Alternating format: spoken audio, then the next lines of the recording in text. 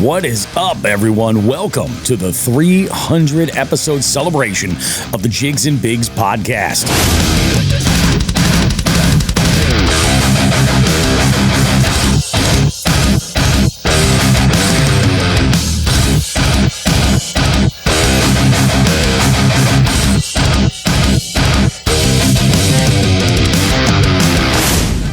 Seriously, 300 episodes. We could not be more fired up or more grateful to be celebrating this milestone right here with all of you in the room and with everyone tuned in live on YouTube right here tonight.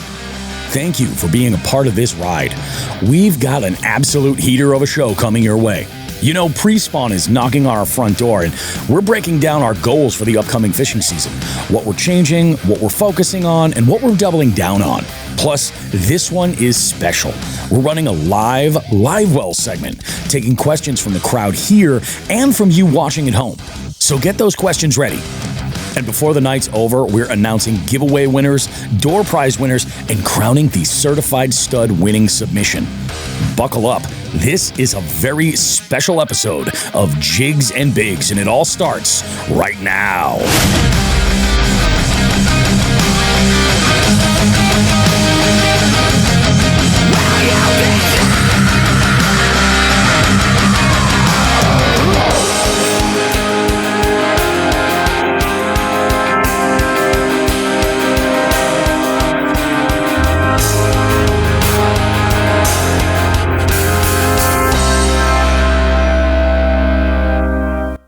Would you look at that, ladies and gentlemen? Welcome to Springfield, Massachusetts. Nathan Bills.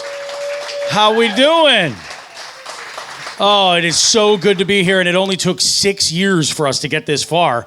And you guys know me. I'm your host, Bobby Roastbeef, and of course, I'm joined by the one and only American vet fishing. Who the fuck is Joe Brown? Thank you. Thank you guys very much for coming out and being part of our big night here tonight. We have a lot of fun stuff lined up for you guys. We have a bunch of folks. Actually, this is the most people we've had watching us on a live stream ever, which is fantastic. We got Wolf of Walmart in the house. We got a bunch of folks here too. Let's go ahead and get a shout of the crowd. Give yourselves a little bit of love, guys. I don't know if you can see in the back there, but we got Matt Thayer from Klondike Custom Creations. He's at the bar right now getting fueled up because that is priorities are really what it gets down to, folks. Man, what an amazing freaking night we have lined up. We got a great show all set up for you guys. Let's go ahead. We'll dive into it. First and foremost, big shout out to everybody who made it out here. We got folks out here from as far away as New Jersey. We've got Boston Anglers came and they hooked it up with the door prizes. We've got great stuff. We want to give a big shout out to everybody who has been a part of the show as far as sponsoring for some of our prizes, our giveaways. We've got Boston Anglers in the house, plus friends. Like, we've got some real good stuff from, you name it. We're going to go through all that when we get through it all. We also have HH Custom Baits. They're a longtime friend of the show. You guys probably recently heard that segment with HH Customs. We got Pig Jigs. Also putting a prize pack together for you guys. We have Heat Your Meat. Heat Your Meat. Mark Serrano has been a huge supporter of Jigs and Bigs. Connecticut-based business. I use Heat Your Meat products daily in my kitchen, and he's got a great prize for you guys. It's an ultimate combo pack. We've got a great online prize from Klondike Custom Creations, some wire baits and a couple of plugs. We've got Fish or Die prize pack as well to give out to you guys, and we've got an Achigan gift pack that is absolutely awesome. $150 gift card and 2 packs of custom munchies. Big shout out and thank you to Josh Shrenko. We're going to get to see him actually next week at the Columbus Fishing Expo. Oh, no. Way to rub it in even more, Bob. I totally didn't even mean that. Wow, I'm an absolute degenerate piece of shit. I will get to see Mr. Josh Shrenko next week because this is odd. For the first time ever, you and I aren't going to the same expo. Nope. This is going to be weird, although I think it's going to be fun. Now, there's a little competition right now because I do have an open seat in my car, and I'm lobbying to convince Binya, who is right over here, I'm lobbying to convince Binya to get the flu and call out and not join in. But if Meg really wants to go, she can absolutely ride out with me. I'm just saying. It's literally been every day that I've heard about it. Every single day and twice in the last 20 minutes. Yeah, I believe it. I believe it. It's going to be an amazing show. But the New England show is nothing to, sniff at. The New England Expo is a fantastic show. I genuinely do wish that these were not on the same weekend. Now, the New England Expo, for you guys that are local, is always a great time. It's out in Marlboro. Some of you guys that are old WAF listeners will remember that. And it's an awesome show. Boston Anglers, make sure to stop by the Boston Anglers booth specifically. There's a lot of good juice in the Boston Anglers booth. Definitely stop by the Fish or Die booth. You'll see Joe. Feel free to rub it in a little bit too. But it's going to be absolutely awesome. We got a lot of shit going on. It's going to be very, very busy. Let's see, what else do we have going on? As far as weeks, I have had zero fishy shit happen, Joe. How was your week regarding fishy shit? Kind of the same, Bobby. Yeah? Kind of the same. That bad? Outside of the whatnot stuff, it's been pretty quiet. Have you been live a bunch? Still killing it? Only a couple times this week. I only did a couple times this week. It's kind of been a busy life week this week. Oh, I hear you. Yeah. Well, actually, it's interesting that you mentioned that. We should tease that in this week's show, we have a little bit of a big announcement as far as in our headline segment right here. Kind of dominates. It's a big deal. Some of you guys will be very, very interested about this stuff, especially if you're already involved in the whatnot, sort of the whatnot scene, really. Joe has been actually absolutely killing it in there. Man, I have been having a real busy week. Fishy adjacent shit, a lot of content-oriented stuff. Been working on a few things. Obviously, the majority of my efforts this week have been going into the last details of the show. And then fishy trivia. Fishy trivia last night was absolutely amazing. We had a pretty good turnout that night. We had our top 3 teams that won it. Todd Sefton took 3rd place, Kill It and Grill It. We had Biohazard Bass and Kevin came in 2nd place there. Yeah. Oh, yeah. All right. Yeah, absolutely. All right. And then Metal Jones, Zach from Dark Horse Tackle took that 1st place spot and had done what, I'll be honest with you, a lot of teams that play general knowledge trivia with me regularly kind of struggle to do. He got 100, 7th and 8th. Those scores were so impressive that actually the software blocked them out. I can't even look at the order past that. But it was really good all the way to the end. We had a real good time with it, and I'm excited. And I might as well just drop this. Zach was so impressed with the platform. And I edited the video, so you guys will be able to check it out on the Jigs and Bigs YouTube channel as well. I made it nice and tight, so it'll go real quick. You can play along and answer in the comments and stuff. But Zach had offered a $50 gift card if I can do one of those every month. So we're going to start doing that regularly. We'll do fishy trivia, something like that. I'm also going to be doing some online stuff with general knowledge stuff, too. I may even dip into that a little bit and just feature one fishy round, but sandwiched in between some general knowledge stuff to kind of mix up the potential winners. And I think a $50 Dark Horse Tackle gift card is a pretty good prize to play for, ain't it? I think that's pretty great. That's pretty freaking great. Awesome, man. I love it. We have a lot of stuff to talk about this week. One of the things that we talked about was some unpopular opinions in the fishing world. So we want to get you guys involved in this and everything. So Joe we want wireless mics tonight specifically so we could go out there and kind of have a conversation with you guys and talk about some of these things. So I'm going to go ahead. I just put these in order. Yep. And we'll go ahead and we'll start them. Okay.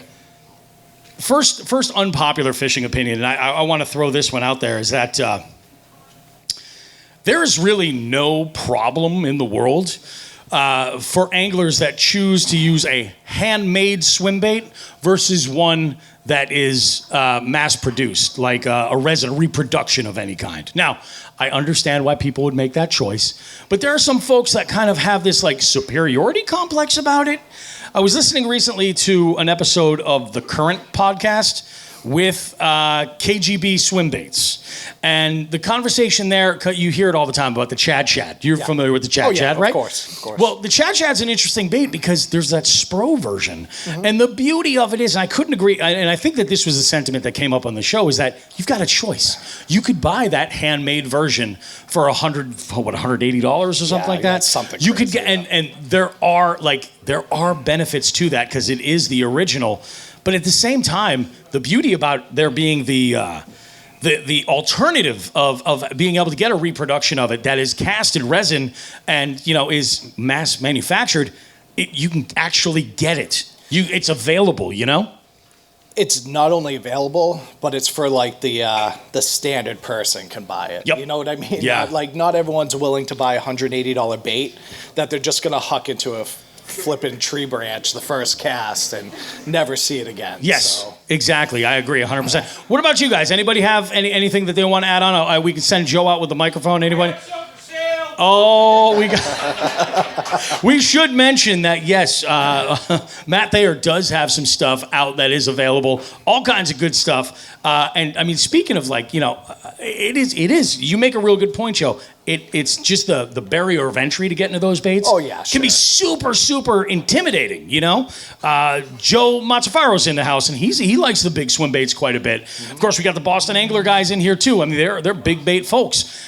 Don't get me wrong, like, if you want to make that step and get into it, but sometimes that's really tricky for people, and they think that there's like getting those reproductions or those collabs that are with a larger company that's got the capital to be able to make these things available, like they think that that's somehow less than, and I don't necessarily think that it is. You know what, Bobby? The mass production baits are good to get folks who are a little uncomfortable. Yes. With the mass baits. That's exactly what I'm trying to say. To get them comfortable. Yeah. Before they spend the money on a more lucrative or more expensive, like a more boutique type bait. Exactly. Yep. So 100%. So they don't huck it into the first tree that they see. For sure. I mean? Yeah. So you got to get exactly. So you got to get used to it first. John Carter knows because I have he's a couple. Been there before. I have a couple of the expensive swim baits, and I am so friggin' terrified to tie them on because the only expensive ones that I throw are floaters,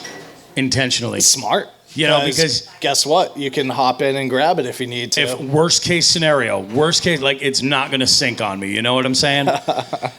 This was another unpopular fishing opinion. I don't know if it's really unpopular. I think this is spot on, but maybe you guys agree that the community that's causing most of the negative attention in the fishing niche right now is the baby boomer generation.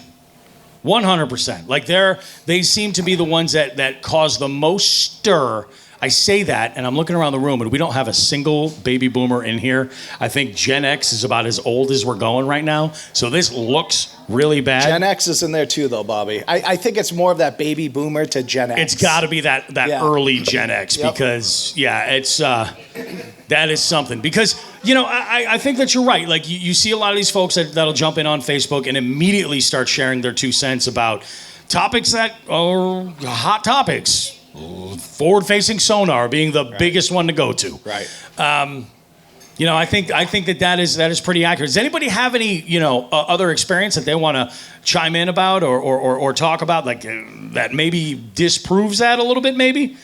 So to get a little bit more in depth to it, everybody. So the reason why this kind of came up is the fact that that late Gen or that early Gen X, the baby boomers. When it comes to forward-facing sonar or technology in the fishing community. So the one thing that we obviously know that has to happen is that the fishing community needs to age with the technology that's coming up. You know what I mean? We all need to adapt and overcome. It's just the way it is. It's the way life is. And those baby boomers, those early Gen X's, hop on their YouTubes, hop on their YouTubes and their Instagrams and stuff, and just absolutely, especially in the professional fishing community, absolutely dog the young kids that are coming up in the professional fishing community, that are successful and doing well, and being like, oh, you're cheating or you're doing this, doing that, just because the technology has become much better since the days that they were throwing just a string on a stick. We have a couple of comments specifically regarding baby boomers from our friends that are streaming the show. One of them being South Detroit Fishing. He says, boomers, except the ones that are here, of course. I don't think there's any even in the live stream necessarily, but he says they're ruining the world, not just fishing. Ouch. Ouch. And then Wolf of Walmart, we got our friend Dave Urquhart says, baby boomers want to listen to vinyl records in their Model Ts. I didn't even know that you could do that.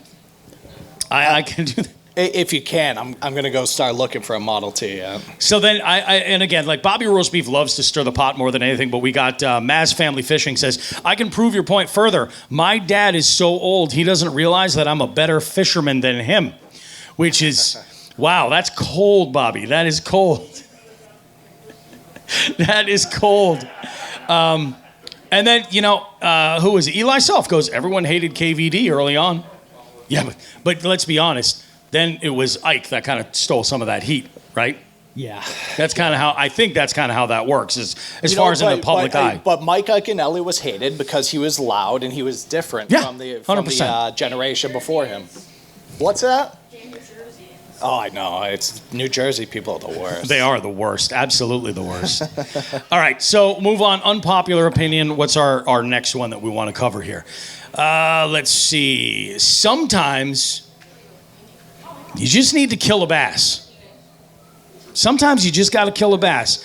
And this is harvesting needs to be something that we're a little bit more cognizant of. There is this attitude that, like, for some reason, a bass is like this sacred animal, and like there is a conversation that needs to happen about responsible conservation, and part of that involves harvesting when you can.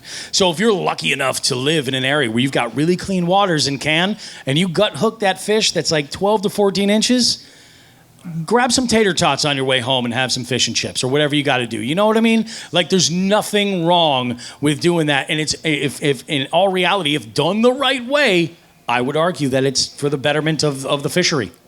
I see topless Timmy Jake shaking his head over there. I feel like he's got something to say about He's got a Bass Pizza over there. That's why. He's got a Bass Pizza going right now. And I didn't even know Nathan Bills had that on the menu, but I think they knew that we were on our way. I think they knew. So, I mean, I know that one's really unpopular. That's gonna tick some people off, I am sure. In fact, I want to look over here. So Michael Bradley says, you're rolling the dice if you eat a bass from my local river. Mike, you're absolutely right. This is exactly the thing. There are so many polluted waters in a lot of the country right now. Be smart about but if you have that opportunity, and for the betterment of that fishery, sometimes you got to take a bass home. Sometimes. Let's see. Says, I usually harvest and make, Jay Manning says, I usually harvest and make fertilizer. Doesn't everyone? And then, Binya chimes in. He says, if you like glowing in the dark, eat some Champlain fish. So, as someone who doesn't, I don't harvest fish. It's not really my thing. I don't really like it that much. But I would think Champlain would be one of the places I'm like, okay, I'm safe. I'm good. Somebody commented on that. Hold on a second. I got to put this up so people can say, look at, this is Kevin's shirt. It says, largemouth bass, the American eagle of fresh water. So I was on your show, like 5 weeks ago. Remember? Yeah. My fuck was dying in the car. I was like, I got to make a fucking t-shirt. So I remember way back in the early Jigs and Bigs days, Sean and I were going on and on and on about harvesting bass at some point and the responsible way of doing it. And we had somebody had commented, and I forget what the platform was. Probably most likely was Instagram. And the comment was something to the effect of, I look at the largemouth bass like the American, the bald eagle. Like, it is the equivalent of the bald eagle. And I was like, slow your roll. First off, It is a federal offense to mess with any bird of prey, let alone the bald eagle, right? But fish are not birds of prey. They're different animals. And we might even get into it. I think we talked about this in Fishy Trivia, that the largemouth bass is the #1 human-migrated species of fish in the entire country for the sole purpose of making quality fisheries, which is awesome, but I don't think that that's patriotic. You know what I mean? I think if you're putting that up there, I think your priorities are a little bit off. That's unpopular opinion. I guess my thing would be like those 12 to 14, those 1 pound, bass. Yep. You know, if for some reason you have the taste for bass, where I'm going to be honest, I think you're a fucking weirdo if you're like, oh, bass is, that's I'm going to go take this home and eat it. Like crappie, yeah, I can get it. Bass, I'm like, oh, whatever. Bass pizza, I'm like, oh, okay. But, you want to take those 1 pounders out? Sure, whatever. But if we're here in Massachusetts, like we don't have the best bass fishing on the planet. So if you're taking a 4 or 5 pounder out and you're like, I'm gonna eat this fucking thing. You deserve all the lead poisoning you get. I got a little bit of a problem with that. 100%. Because that's a breeding fish. Yes. Yep. So I agree with that. There's like a sweet spot. Pat Martin chimes in and he says, at the very least, proper culling techniques. I wouldn't consider any water in southern New England safe for eating fish, and you're absolutely right, Pat. Like that's part of the main reason. But if you don't feel so guilty if you send one back that's bleeding out the gills. Like trust me, in the end of things, something's gonna eat it. The turtle's going to eat it. Something's going to eat. Hell, that bald eagle might eat it. So I will tell you, Bobby, and I wish Zach was in here. I don't think Zach is in here, but him and I. Oh, he's in here. Okay, so Zach can attest to this. Yes. So him and I did a tournament up in the St. Lawrence River last year. We brought in, I want to say it was like a 2.5, maybe 3 pound smallmouth. And this thing was bleeding all over the place. And we put this thing in the live well, and Zach was, doing everything short of giving this thing CPR. CPR, yeah. And that thing, I mean, it was as white as that tablecloth. That sucks. And Zach somehow brought this thing back to life to the point, there was 4 times where like, hey man, should we just cull and throw this one back? And I was like, and we're like, no, dude. And it was a good one, right? It was a good one too. Yeah, it was a good one. So, and dude, we kept that. I mean. G-juice or whatever I had, I'm just sitting in there like, oh, just give it more G-juice, it'll be fine, it'll be good. And we brought that thing back to life, and we were able to weigh it in, and it swam away, and we were good. Zach says the Lazarus fish right there. Yeah, I love that, man. Dude, we sweated that fish the entire tournament. All 8 hours, we sweated that fish. No, it's that. I mean, I get it. Especially in a tournament situation. Yep. Like, you want to keep them alive. You don't want to take the penalty or even just have it completely, pulled from your record. So, I mean, that's my opinion. I 100% It was also Zach's first time fizzing fish. That must have been hilarious. It was pretty funny. I've yet to do it, but I can only imagine. It was pretty funny. It was kind of like both of our first time, like actually doing it for a tournament. And he might have missed on that one the first time, and that might have been kind of the reason why we're having an issue. Could be. And so put that needle a little bit too deep. A little too deep, and it was just standing there like poked it right in the fucking eye. It was like, oh, all right, the air's coming out, and but no, we saved that fish, and he lived to see another day, and he's hopefully swimming around in the St. Lawrence River. That's not a bad thing. That's not a bad thing at all. We do need, I need to load up the fishing headlines, because we do have some headlines to talk about tonight. Fishing headlines open. All right, there we go. We got that on deck for you. And we'll go back here. All right, next one. What is the next unpopular opinion? Oh, this is the last one. If we insist on making fishing a dick measuring contest, 100% bank anglers will win every single time. If we insist, bank anglers will win every single time because of this. If you have a boat or a kayak, make a list in your mind, mentally, right now, of your favorite fishing spots. There's probably 25 or 30. There's probably hundreds of them. Who knows? Take that number and divide it by 10 and that's a bank angler. So if you know a bank angler who can get it done, like they're the John Holmes of the situation. You know what I'm saying? If we're gonna make the fishing overall a dick measuring contest, I feel like bank anglers are gonna take it almost every time. And I'll give you an example. Dave Shade.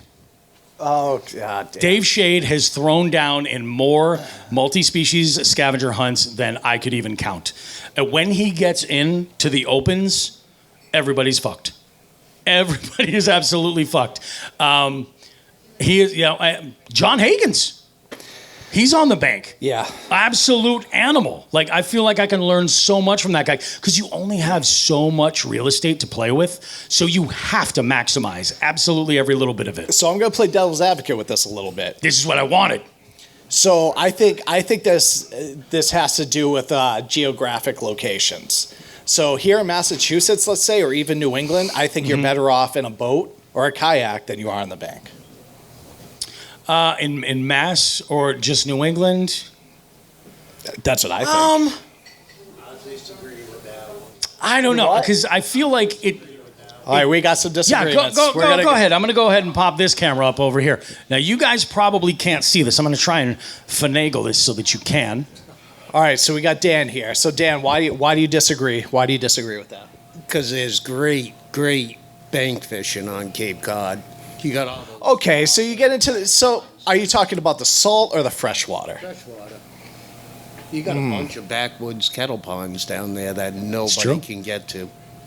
Okay, all right. You know what? Okay. You just made a really good point, Dan. Yep. You just made a really, really good point. All right, let's pop that camera back over there. That is good. Anybody else got any feedback that they want to give? Yeah, we got Binya here. Binya, all right. What do we got, Binya? So as somebody who traditionally fishes out of a kayak or a boat, I have the biggest fish I've ever caught. I've been in like 40-acre ponds. I fish Champlain. I fish some of the biggest lakes, and some of these 40-acre ponds don't have ramps, so you can't get into them. That makes it very, very tricky. Yeah, so you 100%. do have that advantage on the bank. Yep. Yeah. I'll be honest. I didn't bring that in consideration. Although I'll be honest. I will say I do think that there was one thing that came to mind immediately when you said like other parts of the country. What I was thinking like residential ponds and things like that. That's a little bit different. But here, You know? we got topless Timmy. Topless Jakes. Timmy He's got Jakes. something to say. So if you're really talking about a dick measuring contest, from bank anglers to boat, kayak people, Everyone just slap it on the table right now. bank anglers don't have forward-facing sonar. Well, they don't. They don't. But if they can, I'm just saying. and that's what I'm saying. I feel like that fits right into the argument that I'm making over here is that without utilizing a lot of that technology, you know what I mean? That makes what they're able to accomplish even more of a whap kind of situation. You know what I mean? Wild Bill has something to say. Wild Bill, preach. So if we're really talking about a dick measuring contest, I'm out. But if we're talking fishing, I'm going to go with a kayak because you have the best of both worlds. You can get into the shallows, you can get to the weeds, and go to the deep end. So the spots you can get from a bank that you can't get from a big boat, you could still hit those spots with a kayak. So I feel like you do have and I know, see, Sean's not on the show anymore, so I can use the term advantage because it is English, and I will use it. But I will say that I think that overall, you make a really good point, but I feel like it's not about the best of both worlds. It's commanding the most out of the least.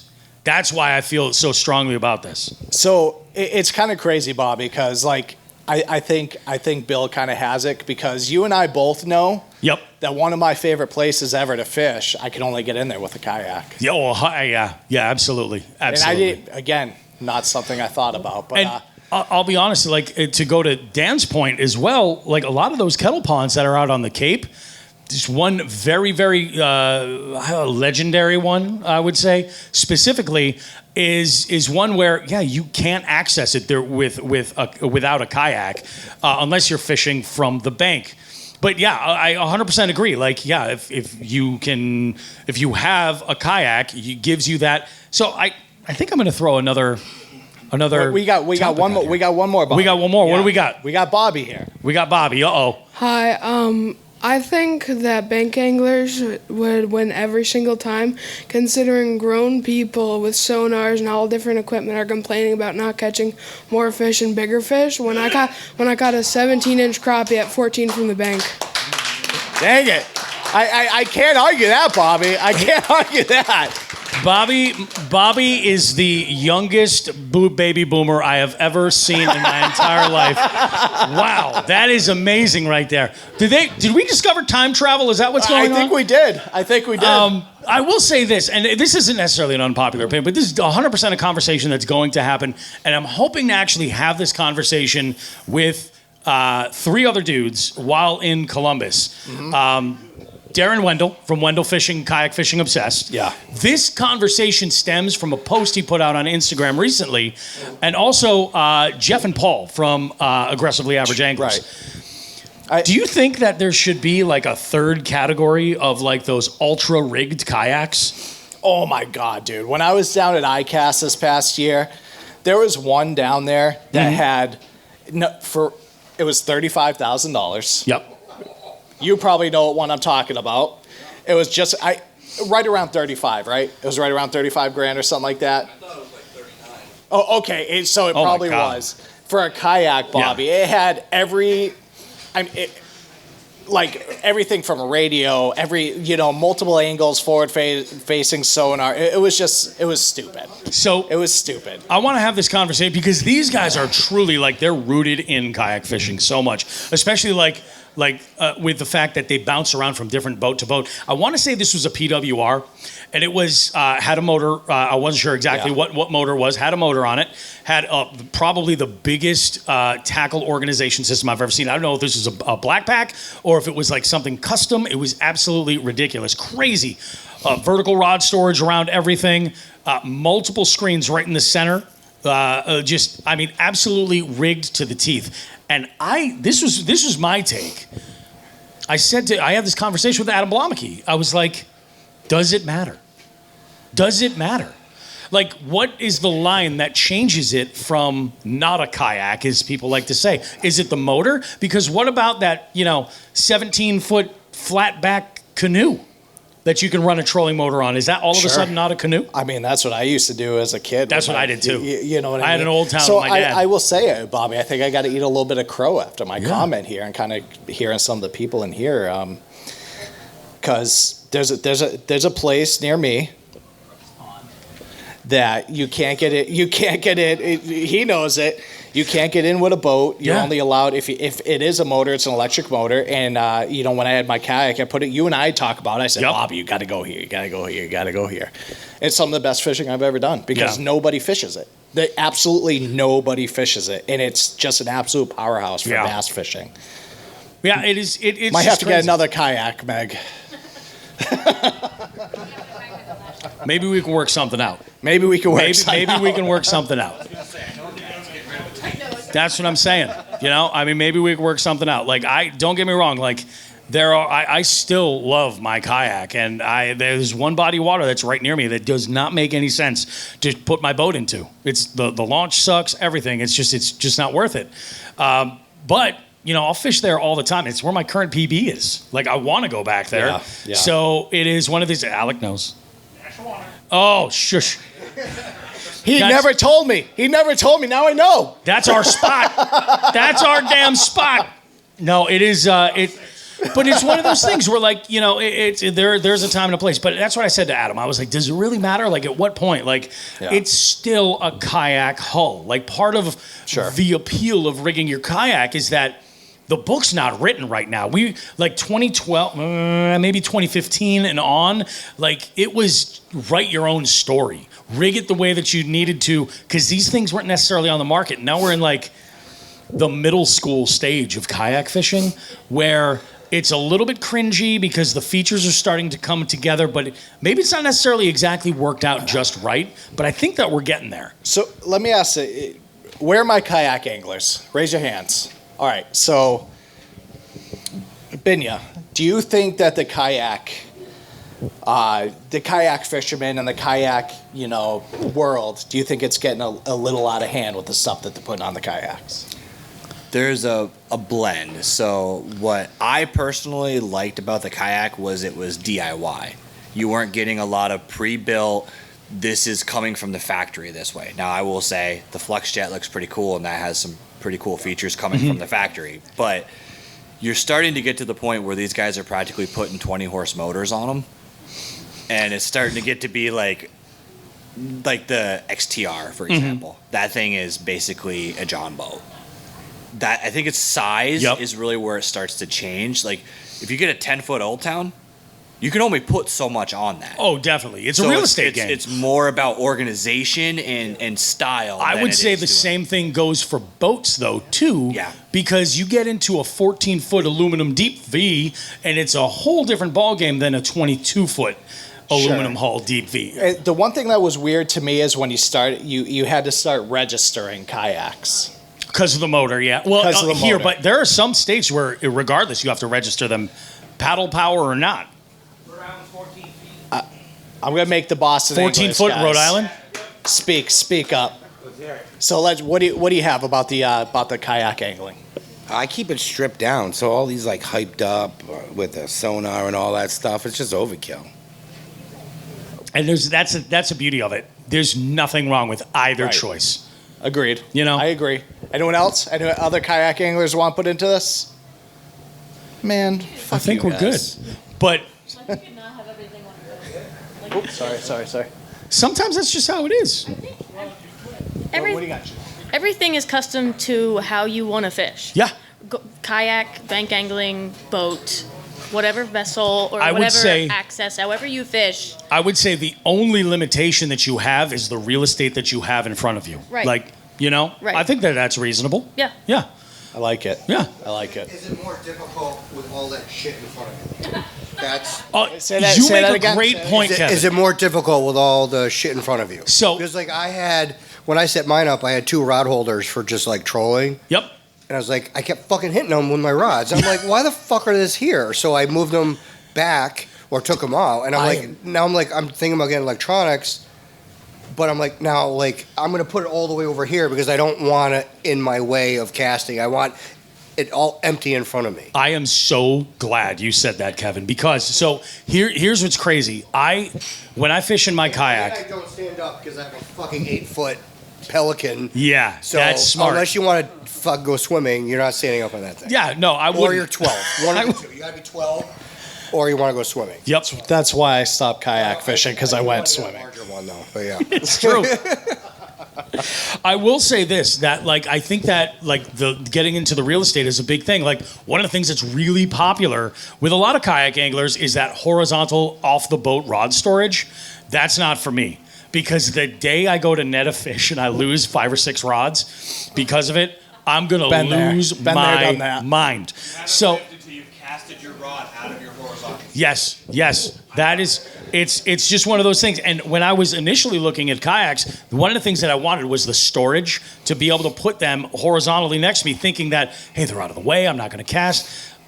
That was so cumbersome to manage and move things around. But at the end of the day, it was awesome for travel. It was unbelievable for travel because I could keep 6 or 8 rods on the boat protected at all times and be good to go, and then just throw them in my pack, afterwards vertically and utilize them there. But there's no right recipe, because I know plenty of people that utilize that horizontal rod storage off the side. They have no issues at all. Nope. But like when I saw that post from Darren and I saw that the screen right in the middle, I was like, nope, that's not for me. But who knows how this guy fishes? I'm curious if that was Darren or not. Who knows? In the video, I'm not 100% sure. At least it wasn't like a kayak setup in the back of a boat. Yeah, oh my God, that was a whole other thing. That was terrible. But I've been looking forward to this moment of this show for so long, because Jigs and Biggs family, it's going to get real.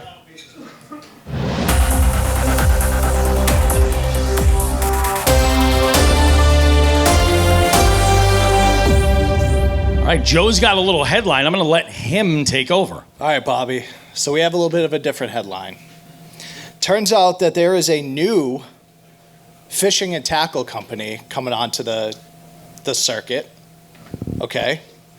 And They deal in more of like high end and JDM, products. Yep. Very niche, but that is going to be AVF Tackle Experts right here that we have here, and that's a new company that I am launching. AVF Tackle Experts. There you go. So right now we are about to soft launch. We're getting ready to soft launch the website. So just so you guys know, it's going to be higher end tackle, JDM tackle. Not as many SKUs, not the kind of lower end stuff, but it's kind of a way for me to keep my hands busy with my new endeavors. So guys, keep an eye out for that. Yep. Again, it's avftackle.com, and getting ready to launch it. I've been spending like the last 3 days just taking product photos and getting stuff shipped in from Japan and all over the place. And my garage is now a warehouse that my wife is wicked happy about. Oh, she loves it.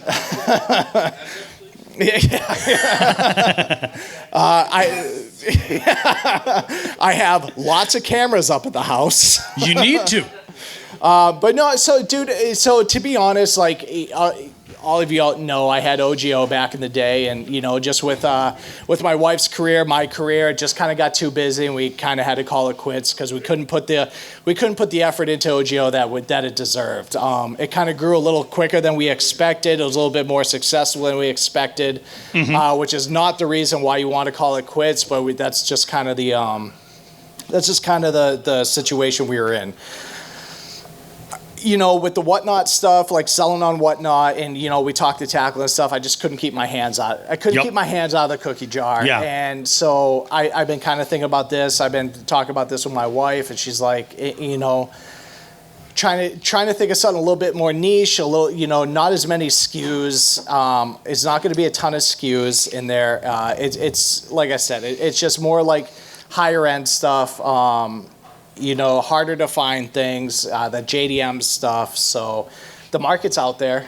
100% The market's out there, so I will still be selling on Whatnot. Pretty soon I'm going to swap that over from American Vet Fishing over to AVF Tackle. Beautiful. Yeah, but the brand is so smooth, it all works together. Yeah. And that is absolutely awesome. And your customer for AVF Tackle is not necessarily going to be your average everyday fisherman. Right. It's going to be that person that's looking to either specifically go for some high-end stuff or to really dive in and look for genuine innovation. Because let's be honest, if anybody is innovating in the tackle game right now, it is the Japanese, and they are absolutely killing it. I mean, between Joe and all the Mega Bass stuff and Bait Finesse Bobby, come on, baby. My Bait Finesse expert for the website right here. I'm just saying, I got you guys. Hey, if you have a thing to throw on 2-pound fluorocarbon, I'm your guy. We're going to make that happen. Yeah, so I'm excited. I'm excited. Dude, I'm so happy for you, man. I have 6 months left of work to where, I got to hop into an internship for a while, but I had to get into something. That's I had awesome. to get into something. I was already worried about. I can't just sit idle and not do anything. Oh yeah, and, I've been grinding, like I said, doing all the product photos, doing all my own photos and everything, and being able to launch it. I got a ton of JDM stuff, a bunch of swim baits, domestic swim bait stuff coming up there, and dude, I'm excited. I'm pumped. So, your retirement is coming about 6 months. So my retirement is actually 1 February of 27. Oh, okay. But I'm allowed to do 6 months of internship before that. Gotcha. So I'm working with a company doing an internship there Nice. for 6 months. So it's kind of like an early retirement. So I just have to let Meg know that everybody in here loves your husband. Your husband's an amazing guy, amazing member of this community, and the fact that he's making this leap and has your support is great. But I need to let you know, Meg, that he is going to be a changed man after retirement, because he and I are going to take a trip to the St. Lawrence. We're just going to fish and camp for a week. Probably going to find some great sushi places because, again, we want to represent the Japanese culture as much as possible. But he will come back 40 pounds heavier with a ponytail, reeking of some dank bud and wearing Birkenstocks or Crocs, I promise you that is happening. 100. He will come back and be a young Jack Black. I'm just saying, be ready for it. It's game on. It is game on. I've been waiting for this for a while. Like, we are talking Joey Diaz level of edibles right there. We still have some of those, right, babe? Take half, trust me.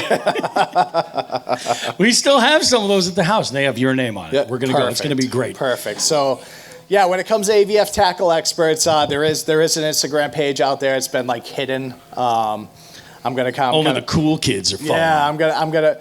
Bill, Wild Bill's already been sharing stuff, and I'm like, this motherfucker, dude. I've been real careful not to. I'm like, I'm gonna repost, but you know. So the only reason why I followed 3 people was because it required me to make a profile. So, but yeah, so that's, dude, it's we're gonna hit the ground running with that. Like I said, as of right now, there is no brick and mortar attached to it, but I also said that with OGO, so who knows what'll happen in the future. It's always the way. Yep. Yeah, dude, that's awesome. Congratulations. I think it's going to be great. You know, this just is like one more amazing like cog in the wheel of the fishing community in New England. I think that is absolutely freaking awesome. I have some stickers here. If anyone, I did bring stickers today, so if anyone wants stickers, come see me. Oh yeah. Oh, and in fact, actually, there's 2 of these right here that have to go on the rear windows of my truck. Hell yeah. Yeah, right up above the OGO ones. Actually, I think is where I'm going to put those suckers. You got to keep it real. You got to keep it real. So we're going to have some fun with this next segment. We're just going to go right into just the tip here. And this week, what we're talking about. Well, let's go ahead and play the open, and we'll talk. And perhaps play a little game called Just the Tip. Just for a second, just to see how it feels. Or ouch, ouch, you're on my hip.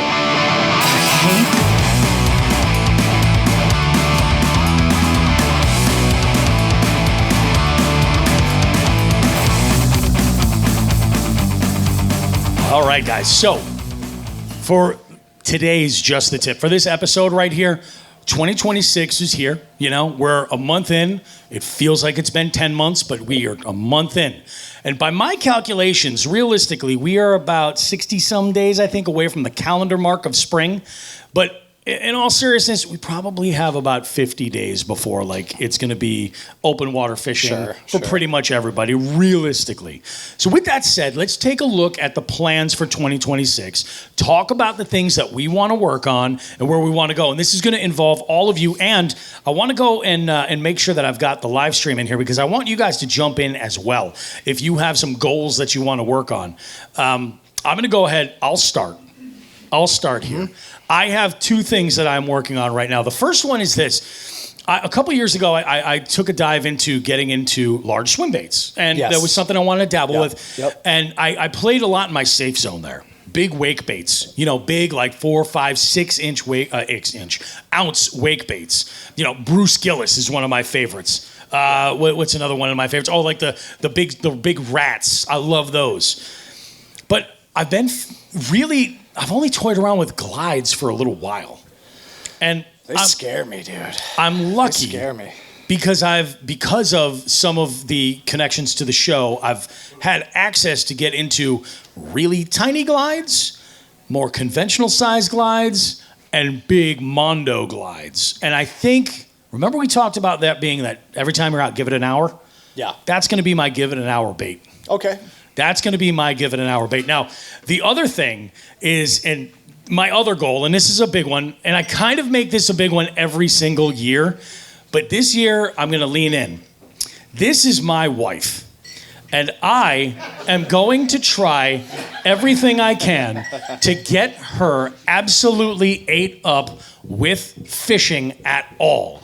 Whatever it takes, I'm going to try to get her out on the water with me on the boat and actually not take a nap and enjoy it.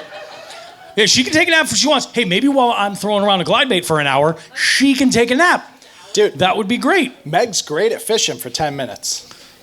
See, I say that she's Holly great at fishing for 10 minutes. will hold a fishing rod begrudgingly. That's as into fishing as she gets. But if I can just, whether if she wants to go out and do saltwater, we will do that. We will splash the implication in the Cape. We'll go and catch some saltwater fish, whatever it's got to be.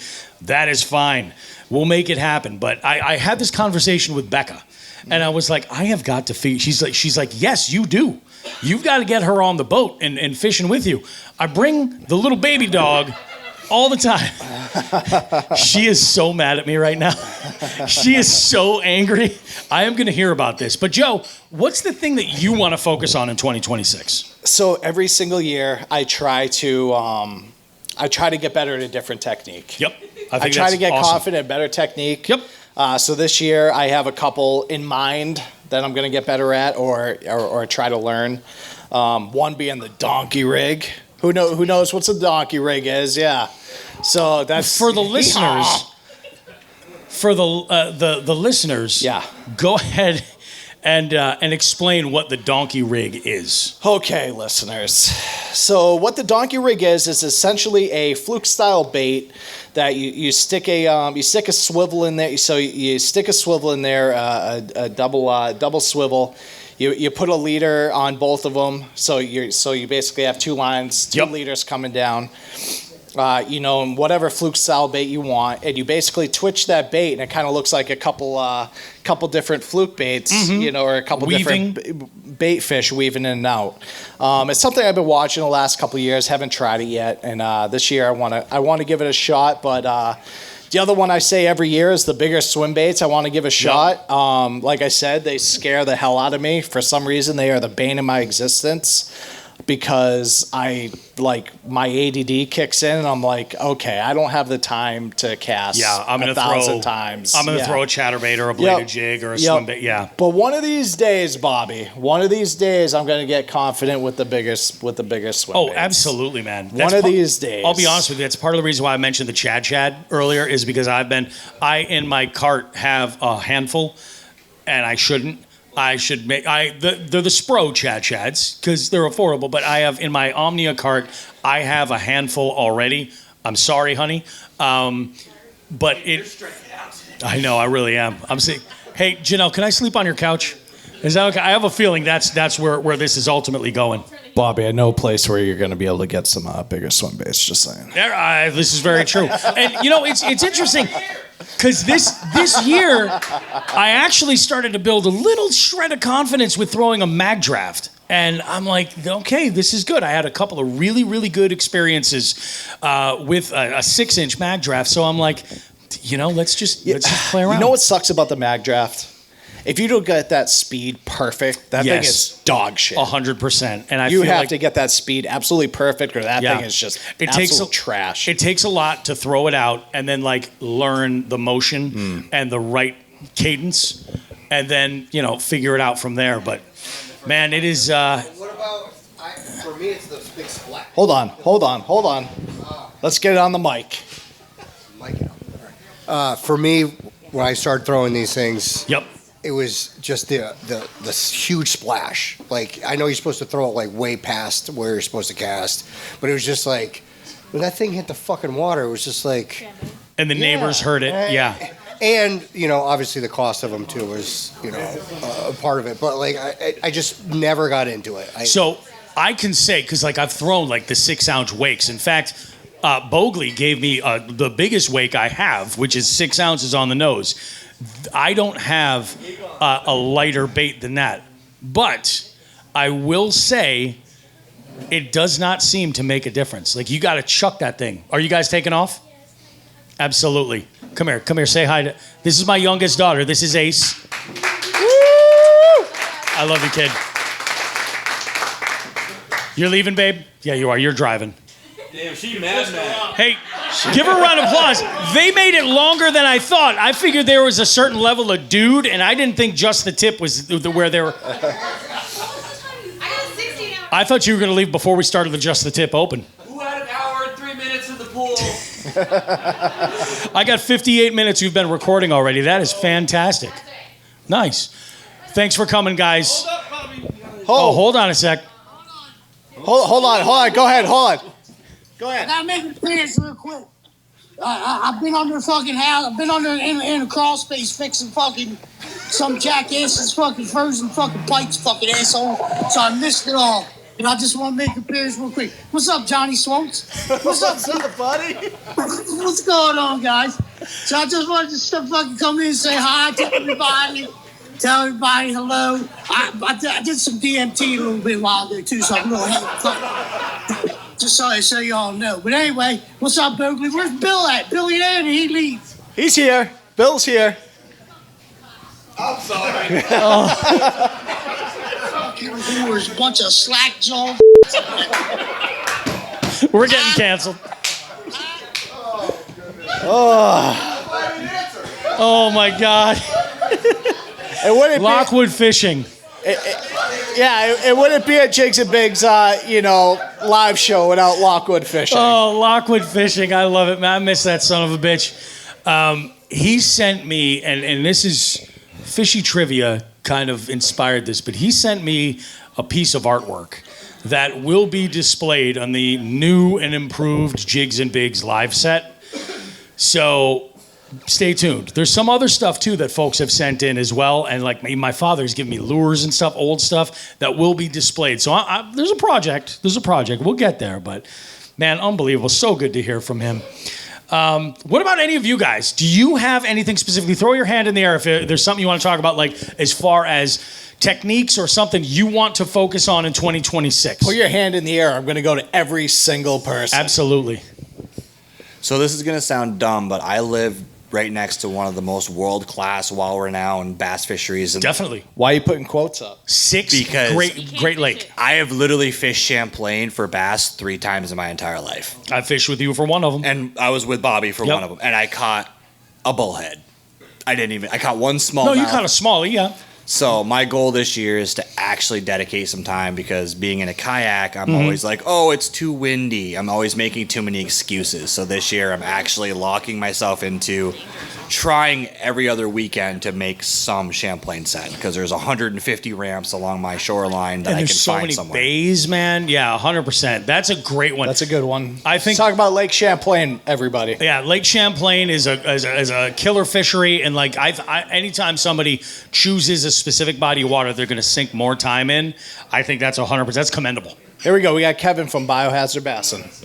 I got to put the light setup down. I only take it out sometimes and just go out because I know I'm going to catch fish, and I just need to use more baits. I have subscription to Dark Horse, and I never use any of it because I'm using the same fucking bait every single time. What bait are you using every single time? Euro Tackle V-Vibe. Dude, those all right. They're great. Yeah, And they are. It's nice because they are very, very effective. Those are killer baits. Those downsized baits, I'm in the same boat. Lots of times I will be like, okay, they're not biting here. I'm going to downsize significantly. And it's, in a way, like, I guess it's kind of a crutch. But, like, if it's working, then it's working. But I'm going out for fun. yeah, 100%. I want to catch something. 100%. I catch a rock bass. I'm like, woo. Exactly. What do we got? Who we got over here, Joe? So I want to know what Bill has in store this year, since he's putting his 9-iron down and going to get back in the fishing community. So what's your goal for fishing this year, Mr. Wild Bill? What's your PB? All right, Jay, what do you have? My goal is a new PB, but right now my goal is to beat your PB. To beat your PB. So I watched you beat my PB and then lose it that time. Oh! Remember that? Cancel Jigs and Bigs. Cancel the show. It was a 9-pounder. It was all of 11. It was all of 11. I watched it. I saw it come out of the water. The head was the size of the table. I couldn't believe it. So, anyone else? Come on. Throw your hand. Okay. Topless Timmy Jakes has something with the pepperoni nipples. Oh, Jesus. Here we go. So my goal this year, I mean, I've been out fishing with Bobby quite a bit. I want to get out there again. I have the summers off. So this summer I want to get out and fish with who the fuck is Joe Brown? I think you should. Let's do it. I'm in. Let's do it. I always wanted, to feel what it's like to be in an icon. Right? Okay. All right. All right. And then the other thing is, I want to go golfing with these two guys. I heard them on the podcast saying they were golfing too. So Yeah, they're into golf. I mean, I used to golf a shit ton before I got back into like fishing full time. So I am still dog shit at golfing and fishing. There's nothing wrong with that. two of the worst hobbies. The wives don't like fishing and golfing too much, right? That's right. So me and topless Timmy Jake's going to be on the icon. He has to keep his shirt on though. That's the rule. I can't make that promise. That is. It's nice out. All right, looks like we're going right in the spring when it's still a little cold out. Yeah, go late March. A nice St. Patty's Day scent. Although I want to say there was one time I was out with Tim, and it was like October or November, and we were killing him dragging like football head jigs on these rocky bottoms. And he was just like, I got to take my shirt off for this picture. And I was just like, you are nuts, man. You are At least he absolutely doesn't take nuts. his pants off, I guess. That's me. One time. One time. All right. All right. One time, I'm on a list forever. Bobby, we have Bobby that has something for us. What do we got, Bobby? My main goal is to outfish my dad for the second year in a row. For the second year in a row. Wow. Bobby, how long is the walk from here to East Longmeadow? I'm just curious. Dad, do you have a From rebuttal? the bank, she says. Does Dad have a rebuttal? I got the PB of the house, so. Oh. Sounds like you're sleeping outside, kiddo. Oh, man. I have had the pleasure of fishing with both Bobby and Joe on the implication at Congamon Senior, actually. Uh-huh. And, man, we had a great time until we got rained on. We need to do a redo, although we did go to Partners, have an amazing breakfast because that's what you do when it's dumping buckets and it's a little bit cold. I think it was like August we went, something like that. It was chilly for August, but it was brutal. So here's another goal, Bobby. Yep. I cannot figure out Congamon Senior for the life of me. Me neither. Same thing. I can't. He's the guy. He's the guy. 100%. I know where we're going there, Timmy. Yeah. I know where we're going then. You guys can go practice the donkey rig together on Congamon Senior. It's true. It's true. That's what they say. That is what they say. Zek chimes in. Metal Jones says, he goes, I'm going to master punching this year. Dude, if you've got... That's great. If you've got the area where you've got the ability to punch, like, that is one of my favorite styles of fishing right there. And it's painfully slow to go and pick apart a mat. You know what I'm saying? It's boring as shit. Benny says punching can be tough. And then Eli says, what's your punching setup to Zek? The goal... Oh, hold on. Brody says, my goal is to beat Bobby in the slot tournament. Oh, Brody. More shots fired. Brody already has. Brody already has. Hold on. Brody, that should have said, my goal is to beat Bobby in the slot tournament again. He is, 100%. It is not difficult. So, for those you don't know, I believe Brody is now 12? Is he 12 now? I thought he was 13. I don't think so. No? I don't think he... So, Jesus. Yeah, I think 12-year-old who absolutely goes out and annihilates everybody. Dude, he has fished more this winter than I have.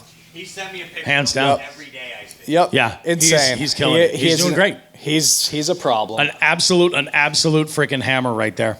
Who was it? Eli says, I need to get better at skipping docks. Eli, if I could offer any kind of suggestion for that, start out with a wacky. On a spinning combo, it is infinitely easier to get the mechanics, and then you can work up from there. My skipping sucks. I have a friend of mine, the guy I was in a band with years and years and years ago, and I keep telling him, we got to fish. This is my buddy Jared that drives a Subaru, and he's vegan and all of that stuff. So when Bobby was in a boy band. Yeah. Yeah, we were called GFY. But I keep telling him, I was like, we got to go fish. He sends me these videos of these guys that can skip, like ridiculous. They skip, and it's like 30 or 40 skips before it goes under the brush line. He's like, do you ever do that? I was like, not exactly like that, but I can do it. I can get 4 or 5, it's effective. It's definitely not as cute as the way they can pull it off. But get the mechanics, Eli, and then start. He says, I can skip a swim jig. I think if you can skip a swim jig, you're already giving yourself more credit. 100%.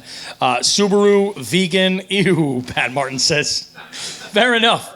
Fair enough. Drive a Subaru too. Yeah, who is it? There was somebody that showed up here tonight in a Subaru. That's right. That's right. I was, my God. Oh. So what else do we have here for any other goals? I think that about does it as far as anyone that. else in the crowd. Come on. Anybody else I got want something? one more. Goals is 2026. Anything you want to dial in on? got Something you want to? There we go. Oh, we got one. We got one, baby. Me and these boys are going to kick it over at the New England Expo, by the way. They just don't know it yet. Come on by. Yeah, I want to get a big old New England's River Smalley on a big crawl. Oh, yeah, dude, a big crawl. Hell yeah. And Wait a minute, I know a guy for that. he says that. There you go. Okay. All right. I like it.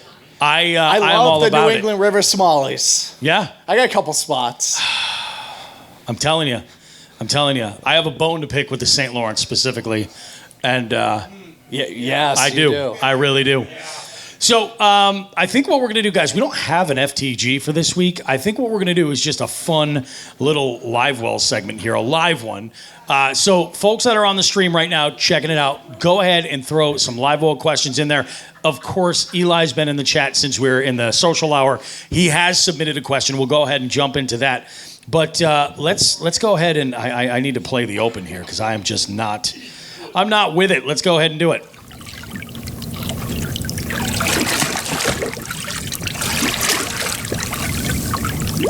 All right, grab that big one first, will ya?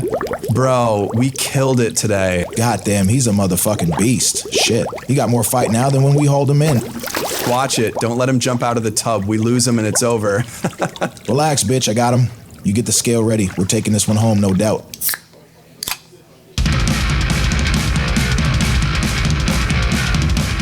Hi there. Welcome to the Live Well, where we crack open a ramp beer and attempt to answer all of your burning questions.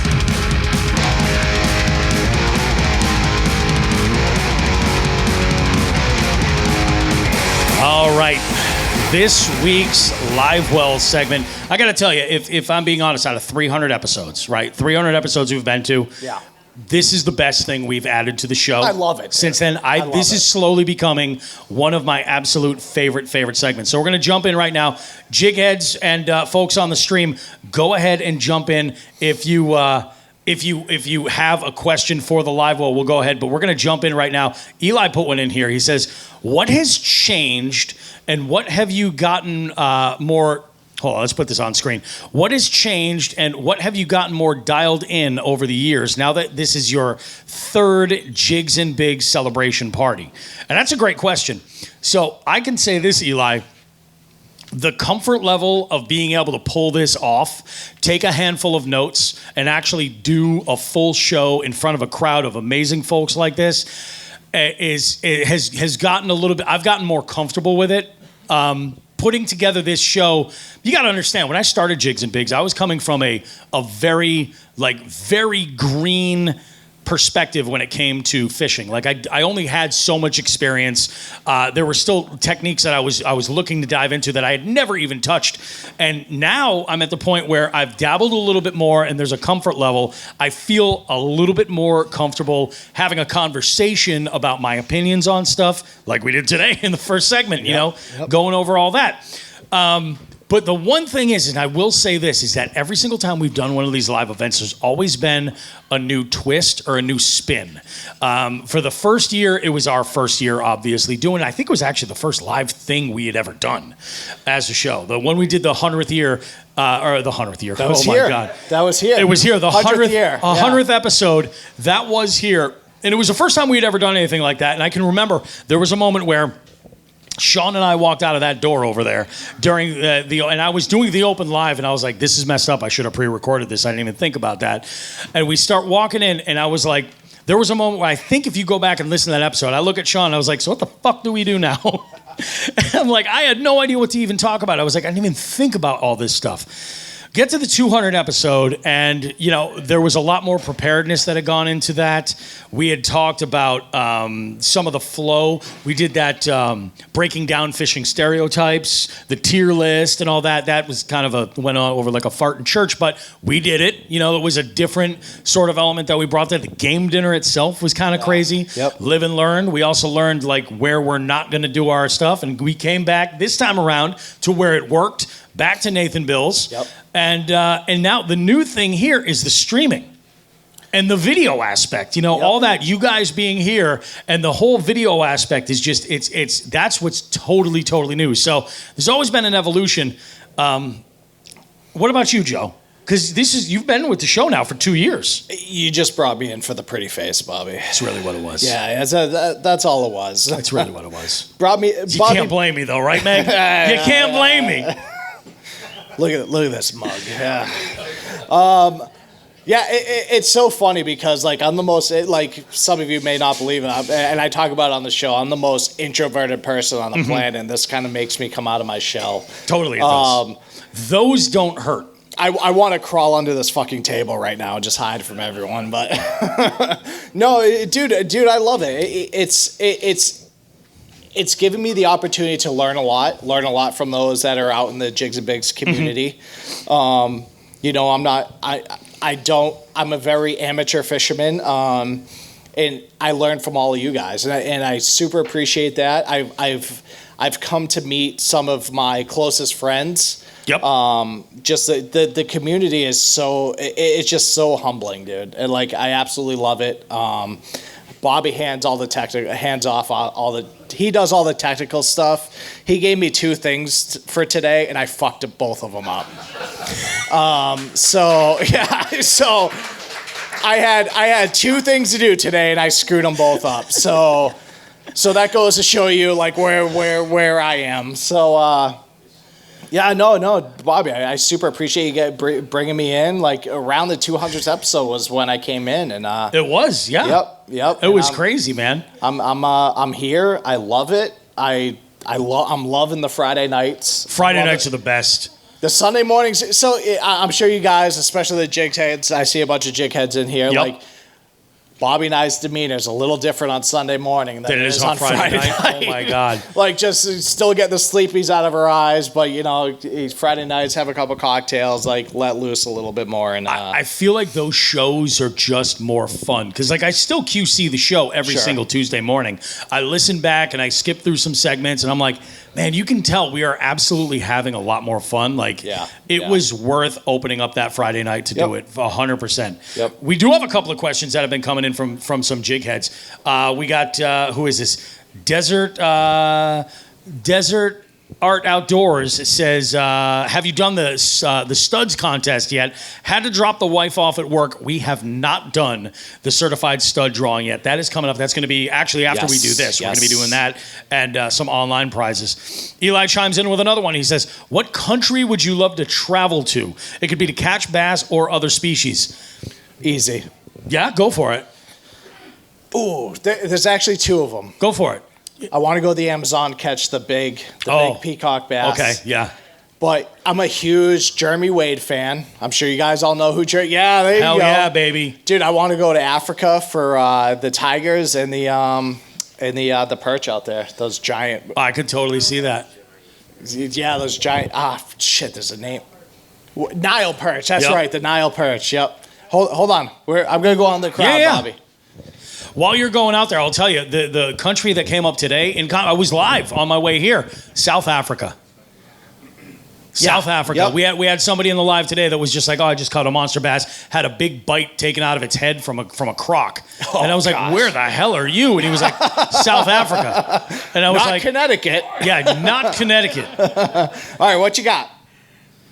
I was just saying Nile perch. Oh, Nile perch. Okay. My bad. I walked all the way over here for that. Yeah, dude. I grew up watching Jeremy Wade, and I actually read. If you guys haven't read or listened, I say I read his book, but I actually listened to it because I'm lazy. The audio book. Jeremy Wade's book is absolutely awesome. What do you got, Bobby? Lockwood chimes in and he I goes, got a question. Who would be better at their craft, Bill Dance in bass fishing or Jeremy Wade in all-around fishing? oh. Ooh. That's hard, Bobby. That's a So- tough one. I'm hot take. Oh wow, that's a tough one. I think Bobby. I'll be honest with you. I would say like I love Jeremy Wade, who's an absolute badass. He's inspiring. Yeah. But Bill Dance is infinitely more entertaining. Okay. And All right. I would watch Bill 10-1 more than I would watch Jeremy Wade. Yeah, I just love when it comes to Jeremy Wade. I love the scientific aspect. Yes, of it. I agree. But it makes sense also That why. was a great question. That just kind of like fucked up my brain a little bit. 100%. Jeremy Wade is like, he stopped producing that show because he ran out of species to keep it interesting. But when it comes to Bill Dance, I could watch that motherfucker hit his shin on the trailer hitch every day, and it would be like the first time, I promise you. It's just, the bloopers alone. The bloopers alone are absolutely fantastic. Lockwood chimes in with a place he would travel to. He goes, black bass of Papua New Guinea. He says it's the new gold rush of fishing all and Oh, God. I got Bobby, you didn't QC that first? No, I've been... Dude, here, Bobby was just Ron Burgundy. Cut that. Bobby was just Ron Burgundy. Go fuck yourself, San Diego. Oh my God. So Dave Urquhart chimes in. He says you guys should both come to California and do this again. That is happening. Oh, I want to go there so bad. Post retirement for sure. Yeah. And once I can land, although I will tell you what. I remember like last year I was like, man, this has been a rough year. This year's been pretty good, and I may be taking some time to do some significant traveling, like 14, 20 days, something like that. Yeah. So I might be able to pull it off. It won't happen this summer, maybe in the fall. But I'm talking about doing some stuff, and a West Coast trip would be absolutely amazing. Clear Lake 100%. is still my bucket list. Yep. Still on my bucket list. Yeah, I 100% agree. Speaking of river smallmouths, this is Mark B. He says, speaking of river smallmouths in New England, in the spring, do you like to start at the top of the dam, pondish water, or at the bottom where the river is flowing? Ooh, in the spring. Yeah, I'm gonna be closer to the river. You're going to be in the current, huh? Yeah. Yeah, I would probably start there as well. You know, especially like in the spring, like it might not be where I might be playing a game where I'm just hoping to line up with when they start getting really active. Yeah. But yeah, in the fall, I'm probably going to stick around near the dam for the most part, or closer to some of that deeper water. Let's see what else we got here. I miss, Pat Martin says, I miss Sunday nights, to be honest. You know what I miss? What? Buffalo nonsense, man. We should have done a Buffalo nonsense We should dinner. have did a Buffalo nonsense. You know, and Binya's a believer. He's had the Buffalo nonsense. We got it, you know, Bobby, we got it at my house, and we were like, this actually is really good. Let's see. What do we got? Joey Swoltz, look at the black bass in Papua New Guinea. I will. Oh, let's see what we got here. Oh, Lake Mojave. Lake Mojave, come to the desert for some smallmouth. That is oddly one of the places I would like to travel. It's not another country. Dude, Arizona. I will say, Arizona. Bobby. I will say, Bobby, it shocks me at how many whatnot purchases I get from Nevada and Arizona. Yeah. A ton of them. Yeah, it's there is a scene going there. Yeah.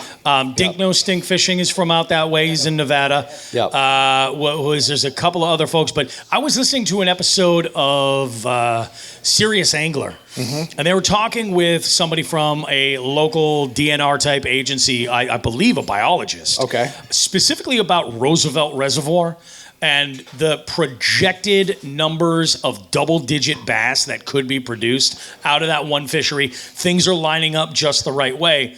And I'm telling you, it's a long drive, but my goal is to go to that part of the country in the Southwest camp in a ghost town and fish for double digits in like that type of area right there. Just 100%. Who is this? Oh, Maz, it's Bobby. He says, do a hot chip challenge for punishment in a jig head tournament. We have a couple of counterparts who were here during the Da Bomb challenge, and I feel like we're all a little bit closer for it. You know, I will say the hot chip challenge is a walk in the park in compared to what we did. We could 100% do a hot chip challenge. We could do a hot chip challenge, grind it into powder, and put it in your eyes. That's how hardcore we are. And I'm talking about the Hookshead Hoodlum fam, Delirious Angler, myself, you know. What about the bull testicles? Dude, the Rocky Mountain oysters are fantastic. Should we do another challenge like that? I mean, I kind of had a challenge last year with Binya last fall when we did the Alabama Hot Bag Challenge. I still have nightmares from it. My boat still has like little chunks of like peanuts and it's boiled egg and stuff. It's terrible. It's terrible. You know, those vacuums at the Golden Nozzle only take so much out of it. It's the carpet. That's the problem. It's the carpet. Let's see. Oh, I didn't realize this. Metal Jones says, I fished the Roosevelt. It's amazing. Saw bighorn sheep smashing heads off a cliff. See, that's just some epic shit. That's just some epic shit right there. Let's see. We got Thomas Reynolds. Tommy Reynolds says, my goal this year is wade fish and float trips for smallies here in West Virginia with his brother Nathan. If you guys aren't familiar, Nate and Tommy Reynolds are they represent Pig Jigs. And we've got an amazing prize that we'll be giving away from Pig Jigs in just a little bit. And they are just amazing folks. They're based out in West Virginia, and I could definitely be. That's a trip I could make happen. West Virginia's not Bobby, I got a question for you. And this kind of goes off of Zek's comment right here. Yep. What is the coolest thing you've seen while you were on the water that was off of the water? Oh, the coolest thing I've seen that was while you were fishing. While I was fishing, that was. Oh, I know exactly what it was. So I was fishing oxbow. Right, and I was tucked way in the back. This weedy area that I like to specifically target. It is. There ain't no fish in there, and I like to pretend that there's big pike back there. Is what I do. I saw a massive mama black bear with her 2 cubs up a tree, and I'm like, fucking sure glad I'm on this boat right now, because that could get loosey goosey right there. Dude, Bobby, we've had Mama Bear come right up to our deck and like chilling our, nose up to our back door. Oh man, my wife has gotten. She bought this dog food that the dogs will not eat. Okay, all right, must be good dog food. They won't eat it at all. Like I don't know what the fuck they're doing. Okay, these dogs will eat anything, and she decided, I'm gonna put it in the yard. I'm like, don't do that. It's gone. It took one night. I don't know what it was, and I'm seriously considering putting a camera back there just because now I'm curious.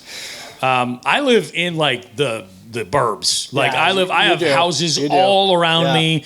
But I've seen foxes and stuff. I was driving home from trivia the other night. I saw a big doe take a shit right on the frickin' pavement, like fall, like Bambi on the ice. Like that's what it looked like.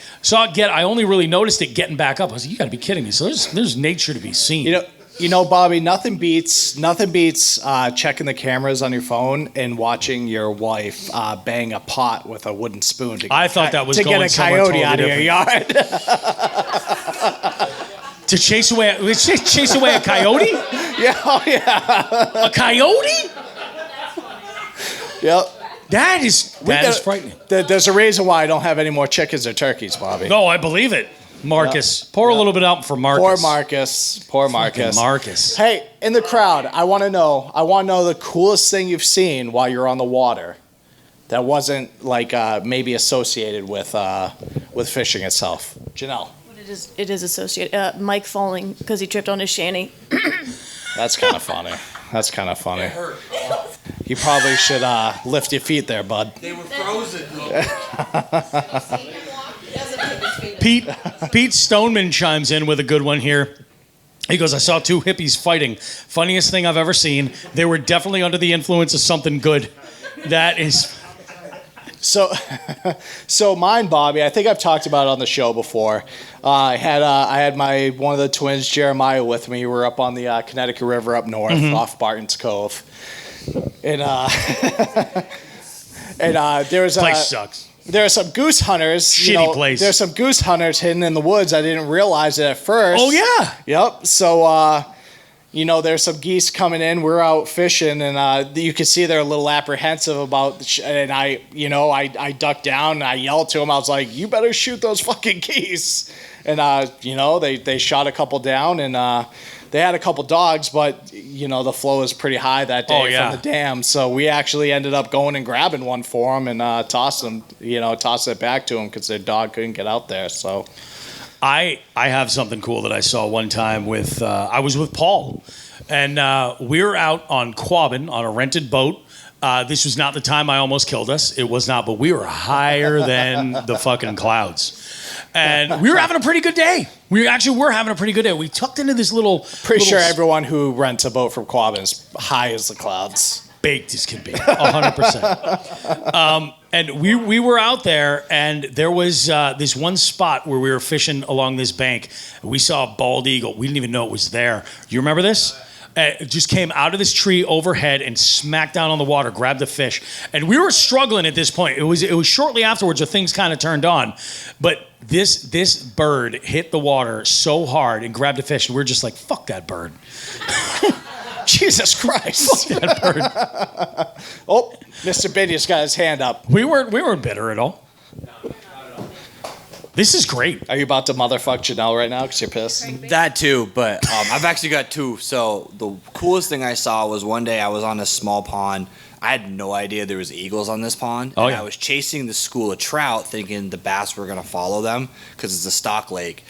And I was watching the water, looking at this school of trout moving around, and I look up, and National Geographic style, I've got a bald eagle fly. I felt the wind from his wings come over the front of my kayak as he grabbed the trout next to my kayak. That's intense. The funniest one I had a funny one where I came around a shoreline, and I saw a lady come out, and she was going, whoo, and a loon was calling back to her.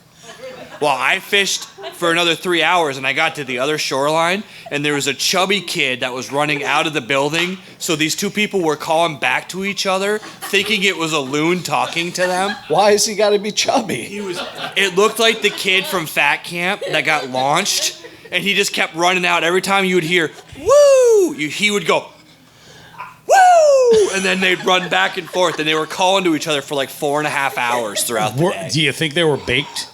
No. Hopefully not. I'm pretty sure the kid was like 8. But... The kid was 8. Now that around. Biggie got way healthier and lost a bunch of weight, I gotta be like, yeah, because apparently I don't want to be the chubby kid. Oh my God. We got Bogley. Mr. Lockwood wants. Okay. Oh God. Lockwood fishing. Let's go. We're holding the microphone up. Go. Hey, there's fucking jackass things, the parachutes that have the propellers on them that those jackass people fucking fly. You ever seen those? You know what I'm talking about? They're a parachute with like a. So, first of all, you're a jackass if you're doing that. First of all, because it's fucking just jackassery. Second of all, I watched 3 of those motherfuckers one day over a field. Right there next to the river, just flying around, yelling, woo, woo, yeah, flying fucking things around, fucking acting like jackasses that they are, flying them. And then next thing you know, all 3 of them got tangled up with each other.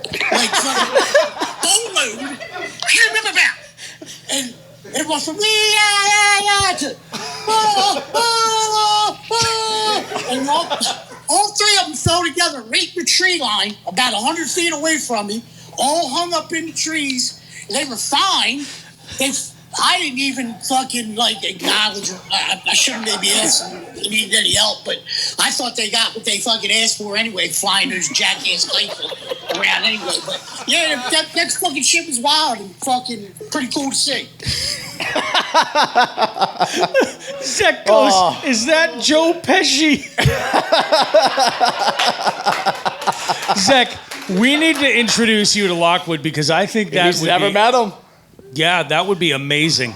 We need to get a dark horse trip in Crumpton. We do. Yeah, I think We that do. that needs to happen. Yep. Oh, I mean, Anyone else? Anyone else have any stories? Anybody got some stories they want to share? All right. All right. I think we're If I doing walk A-okay, it back, man. I'm staying there. I'm not coming back. I'm not coming back out. Damn it. No, this is absolutely freaking awesome, man. That was fantastic. Let's take a look. Let me just take a look at my notes real quick and find out how we are. So, see, Bobby does notes. I just wing everything. Solid live well segment. I think it's time to do a little giveaway. What do you think, Joe? I guess.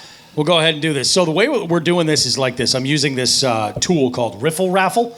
All of our ticket purchasers online or here in person are all listed on here, and we have a bunch of prizes. So we're going to go ahead and start the raffle right now, and we'll announce our winners and find out who is winning what. All right, so we got 8 winners right here. Our first winner taking the Boston Anglers prize pack, which includes some baits, some of those silicone craws, the big craw, you know, the ones that I talked about them on the show and on Instagram before. Koozie and stickers, all kinds of good stuff. Mark Boudreau. Mark Boudreau is watching live right now. He is winning the Boston Anglers prize pack. Congrats, Mark. Nice job. Let's. What did I do? I fucked it all up. What am I doing here? Stand by.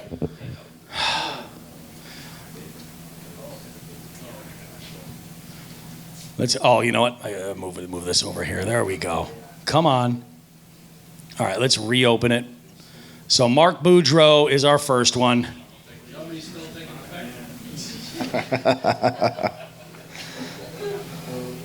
We just let me fucking there do we it. go. There we go. Okay, so second place, this is an HH Customs prize pack. Now, this is a pack of micro finesse jigs. These are some of my favorite finesse jigs that are out there, as well as micro Cyclops buzz baits and some of the Koosh Craw trailers, which are a great counterpart for a lot of stuff. Koosh Craw trailers, Jim Dandy. Jim Dandy winning a prize pack right there. Nice Let's job, hear Jim it. Dandy. Nice job, Jimmy. Now that one is in-house. We're going to be sending that one out to Jimmy. Let's see, third place. Third was the third winner right there. This is the Pig Jigs prize pack. This is a variety of different pig jigs and plastics. Todd Sefton winning that one. Give it up, Todd Sefton. Todd, all right. Oh, this is interesting. No. Skip this one. No. This is good. This is good because I believe this is one Connecticut business supporting another Connecticut business. Oh, okay. Wild Bill Rogers won an ultimate combo pack from Andy's Heat Your Meat. This is amazing. Barbecue seasoning, hot and heavy SPG. That's like a regular thing. I don't use salt and pepper anymore in the kitchen. It's all hot and heavy SPG. The everything bagel seasoning, both varieties. Oh, dude, it is so good. Mark Serrano will send that out to you.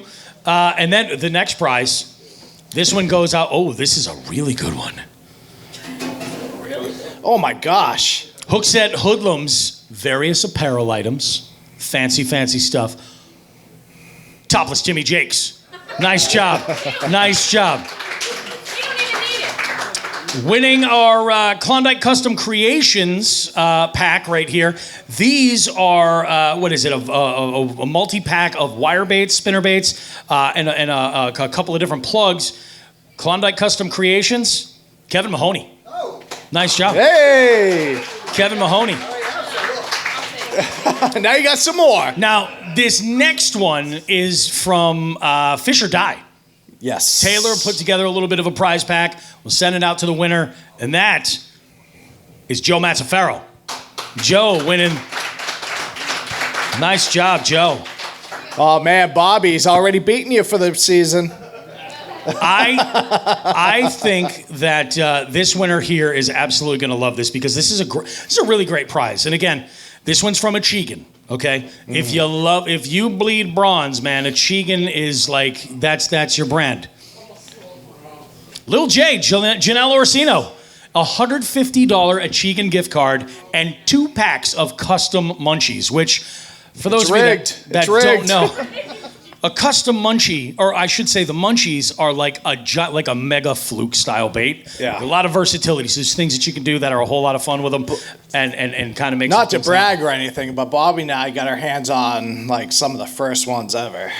We did. What was the color that I got? Black Shark was the color that I got. Yeah. Yeah, Black Chartreuse. They called it Black Shark. Gross. Gross. And they were very much in demand. Like I think you were only allowed to buy one pack a day at the expo last time. So and they had the coolest little setup where they took this like 1987 refrigerator and like set it up with lights and stuff. And in order to go get the bait, you had to open the refrigerator. And that was awesome. There. Yeah, and they were in the their Doritos style packaging. Yep, their packaging So was the cool. old school Doritos style packaging from like the 90s. It was cool. All right, so, we've been doing some cool stuff here. We've been having some fun. But there is one thing. So those are our online giveaways. Like everybody had access to win those. We have some door prizes exclusively for the guests that are here in person. We're going to do those after we start recording. I'm going to make the listeners listen to all that. But we do have something that we have to do here. And that is I have to shut a couple of things off right here. Let's go ahead and do this. I'm going to put the wheel on the screen. It's because you're not allowed to win again, guys. That's exactly it. All right. So I'm going to show you guys something on screen, okay? We're going to select the certified stud winner. Uh-oh. And this is awesome. Let's talk about what is the certified stud winner going to receive. In that prize pack is a Jigs and Bigs logo hoodie, a Jigs and Bigs logo hat of choice. So either the flat brim that I'm rocking, the trucker style hat like Joe is rocking, or the dad hat. If you're weird, you can do that one. Like Wild Bill is rocking. Like what? No. The dad hat is even more relaxed. Oh wow! Even more relaxed. So there's that as an option as well. You also get a custom certified stud T-shirt. There's only one of these so far in existence, and the next certified stud contest will be the winner of that will be the one who receives that next one. Let's see, what else do we have in here? A custom box of Bobby's favorite baits. These are things that are tried and true that I have used. I think, Joe, we talked about night crawlers. It's night crawlers. It's 100% night crawl. You know what else is? Power bait. It's power bait. It's power bait, 100%. night crawler. Chartreuse garlic power bait all day, and a treble hook that's weighted like nobody's business. And then, of course, Joe and you and I talked about we're going to put together, and actually, this might be a little bit of a good opportunity to plug the AVF tackle experts as well. A little something. And then we've got, there's a mystery prize I'm throwing in that is catered toward the winner. Depending on who the winner is and what they're into, it could be a Yeti bong. It could be some fish whistle type accoutrement. It could be a specific bait that I know that they're into, but we know our listeners, and we know what they are paying attention to. Bobby. What do we got? I just had something come in. Uh-oh. This is hot off the press. We are to give out a $100 gift card from Dark Horse Tackle. A $100 gift card to Dark Horse Tackle to the certified stud winner. Whoever. Let's do it. Let's do it right here. So that is a $100 gift card to Dark Horse Tackle. All right, so here's what I'm going to do, guys. I'm going to spin the wheel. This is the winner. Everybody who's represented, I got to check. Before I do this, I have to check the comments. Is Pat Martin in here cursing us? No, he's not. He's not. He is not cursing us. Let's go ahead and do it and give it a spin. My name's missing. What do we got?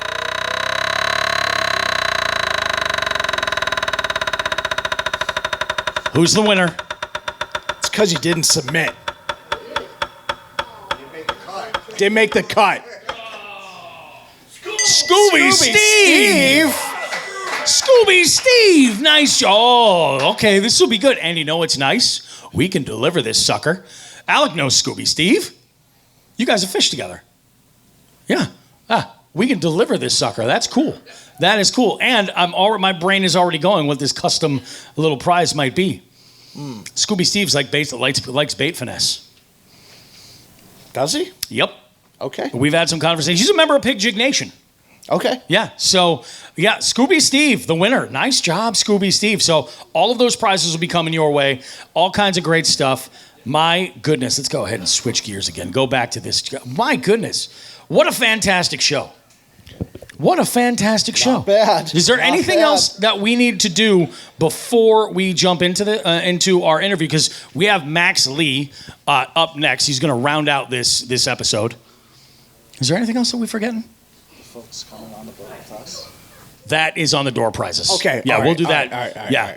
Yeah, we have a couple of great prizes to give away, too, for our door prizes. Some of those include folks that get a trip out with us. And I am going to say, there's some of you guys here tonight could win door prizes that are on the implication with me often enough. If you win it, we're going to give it to somebody else. So if you're Paul and Jimmy, if you guys win it, you guys are on the implication. Binya, you're on Janelle. No one's been on my boat, so. Only once? I thought a couple of times. Oh, that's right. It should have been twice, but we were iced out in January because it never freezes in Jersey. I remember that.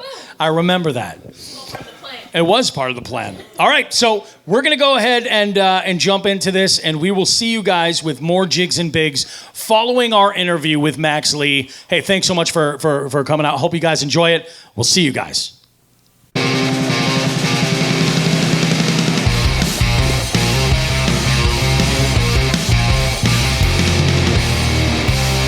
All right, guys, Bobby Roast Beef here, Jigs and Bigs. And I know, you tuned into this week's show and you were like, this show's going to be an absolute train wreck. It was a live recording of a live event, and there's no way there's going to be an amazing guest in the beef seat. Wrong. We have a great guest in the beef seat, guys.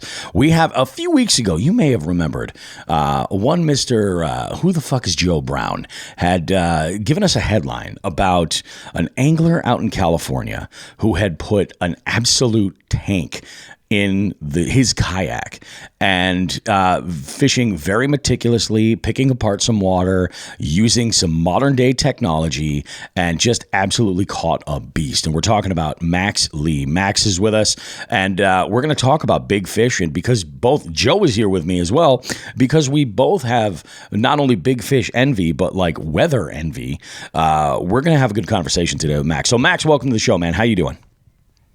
Thanks for having me on, guys. I wish I was catching more big fish. Same here, brother. Same here, dude. It's been a rough winter so far. I think once like the snow started flying a little bit and those temps really took a dive, we're lucky in Massachusetts because we can head east a little bit and go out toward like Cape Cod on the coast, and it's the last place in New England it's going to freeze. But it's I managed to get out one time. It's like everybody knows that my winter is pretty much off the boat for most of the season. So here I am, living vicariously through these guests. But why don't we start off, Max? We normally jump into a conversation about how somebody got into fishing and like how they fell in love with it and everything. We'll get there. But walk us through that catch, like just the numbers of it. What was the weigh-in weight? What were the conditions like? What were you thinking at that time? And then we'll get into like your origin story. Sounds good. I think one of the big things that doesn't really get brought up anymore, especially with the age of the internet and all that, is it's really all the stuff that leads up to the catch. Sure. Personally.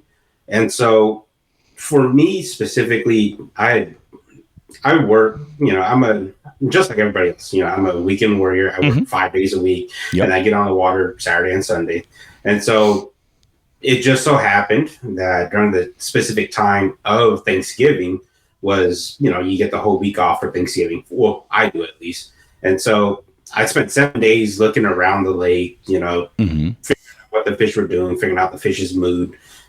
And then that was 7 days, 8 days before I ever even found that fish. Okay. Yeah. And so it's not like that fish actually even stayed there. It would pull up and show up at certain times.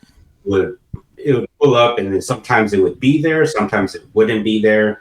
It was one of those deals where the weather we had something called a Thule fog here in California, and so it's essentially a fog blanket that covers the entire Central Valley of California. Gotcha. And the fog was so dense, the fog never lifted for what seemed like 3 weeks or so. And so on that specific day, it was the actual very first day when the fog actually started lifting, because whatever reason, it started burning off, and we actually got some sunlight finally. And so, I got lucky, quite frankly, that the weather actually shifted and it changed, and that just kind of made that fish want to bite, and everything just kind of started coming to life because everything had been blanketed in that fog for so long. I was fishing with some buddies. A good buddy of mine, Joseph. He's the guy that actually poured the minnow for me. I was fishing around. We were just hanging out, having a good time. Just no real expectations. Weeks prior, I had multiple 10s that didn't want to bite on the scope, and so it sounds bad to say, right? You have multiple 10s that didn't want to bite. I know. What a nice problem to have. Yeah, man. Yeah, but that sounds real tough. Yeah. Max, that's us with 2-pounders here in Massachusetts. It's true. Yeah, but it's a give and take kind of deal, and so you have multiple 10-pounders chase, and they'll grab the back of the bait, or they'll short strike it all the time, and so in that span, before I found that fish, I had multiple fish doing that, and so I was like, well, what on earth is going on here? Normally, everybody says shaking a minnow and live scope fishing is easy. They're supposed to just eat it, and you're supposed to catch it. But it wasn't that way. The fish were just in a funky mood. So I don't know. I probably had missed shots at like 15 fish that are over 10 pounds, give or take, leading up to that catch.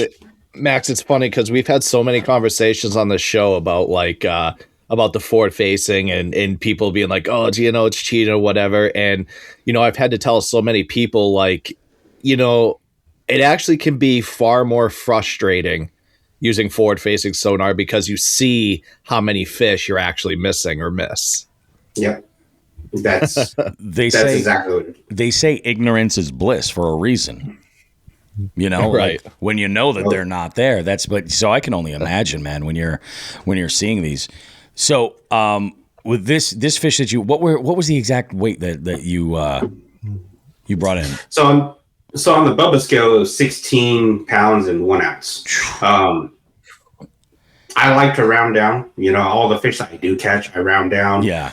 Simply because play it safe, avoid the haters. Yeah. Yep. Yeah. The scale may be off according to the haters, regardless of how expensive and certified your scale is, whatnot. Yep. Somebody will always say something. And so anytime I catch, like, for example, the month prior to that, the week before Thanksgiving, I caught an 11.8 or something like that, 11 pounds, 7 ounces. Yep. And I just caught an 11. Even if it's half an ounce, more, or it's almost the next pound up, I just cut it down.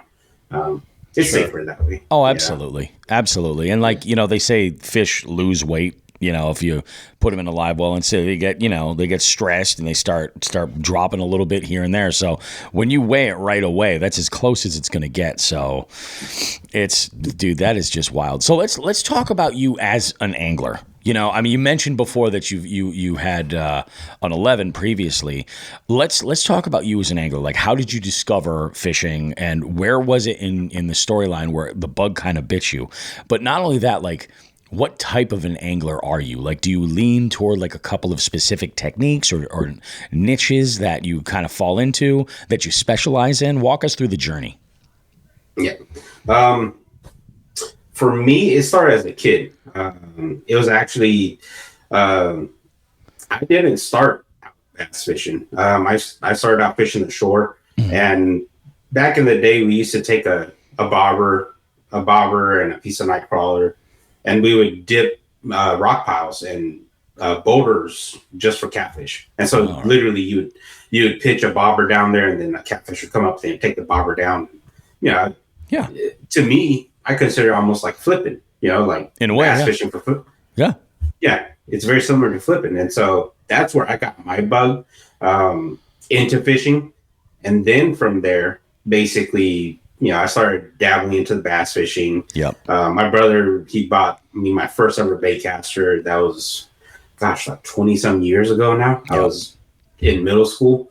And so, I started bass fishing, simple stuff, Texas rig, a drop shot, all your standards, fishing from the bank. I never got off the shore for, I want to say it was maybe like 15 years later when I started making some money. And then I jumped into a belly boat, which is not something that you hear much about often anymore. It's a real niche. Definitely not. Yeah, it's a real niche group. Belly boat guys, there's still tournaments that happen around here out in California. Yep. Belly boat guys still fishing Clear Lake and such. And so I never did the tournament scene until the past like 4 years, I want to say it was. Oh, all right. Not wrong. Yeah. Yeah. And so that's kind of where my basis started. And realistically, once I got the belly boat, I didn't have technology on it, obviously. It's kind of hard to run a graph on a belly boat. Kind of looked around. There was a company, I don't remember the name, it's like Fishing Specialties Mount or something like that back in the day.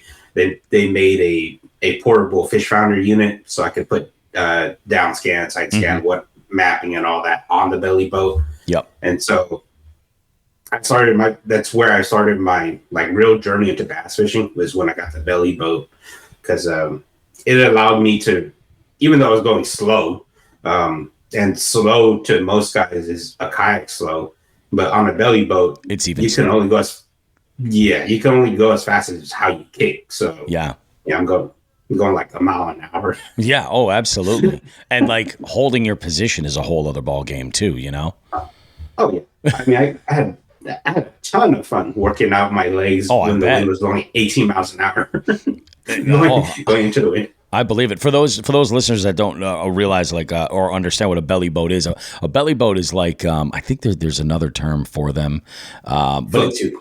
Like a float tube, where it's basically like you stand in it and there's an inflatable that surrounds you, and you are submerged in the water. And you generally are wearing, like a lot of folks will wear flippers with them to kick and get them where they're going. There's a YouTuber, a very scientific YouTuber that I've been into, who fishes in Colorado primarily out of a belly boat, and I think it's primarily for stealth for the most part. That's like the big appeal there, but that's impressive, man. That's pretty crazy. So when was it that you made the leap into getting into a kayak, but also like bringing in some technology? And then sort of a follow-up with that, where do you feel you are as far as being what's the word I'm looking for? Like really comfortable with using more contemporary technology?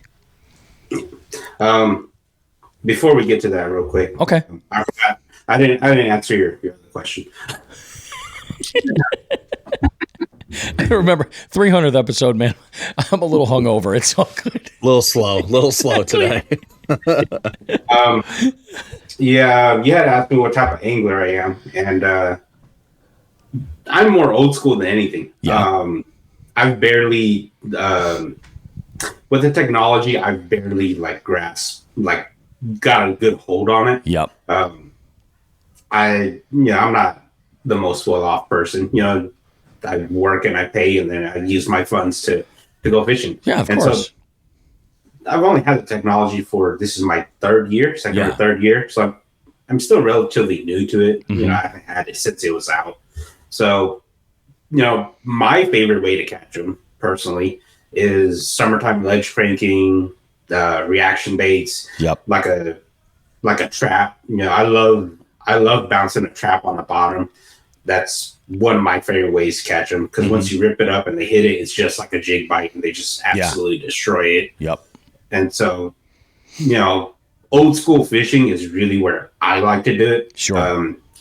Kind of back in the belly boat days, I used to love marking offshore rock piles and dragging football jig through offshore rock piles. Yep. And finding that very specific hard spot where the better fish would be at. Mm-hmm. And so that's kind of where I with it. So Sorry to cut you off. Oh no. That's awesome. And you know, that's what kind of depths were we looking at? Like that generally, like when you're in there, just to get an idea of like the waters that you're fishing. It kind of depends. Lowland and highland reservoirs. The one that I like, my favorite lakes to fish are lowland reservoirs, where really deep is basically around like 45 feet, kind of depending on water clarity.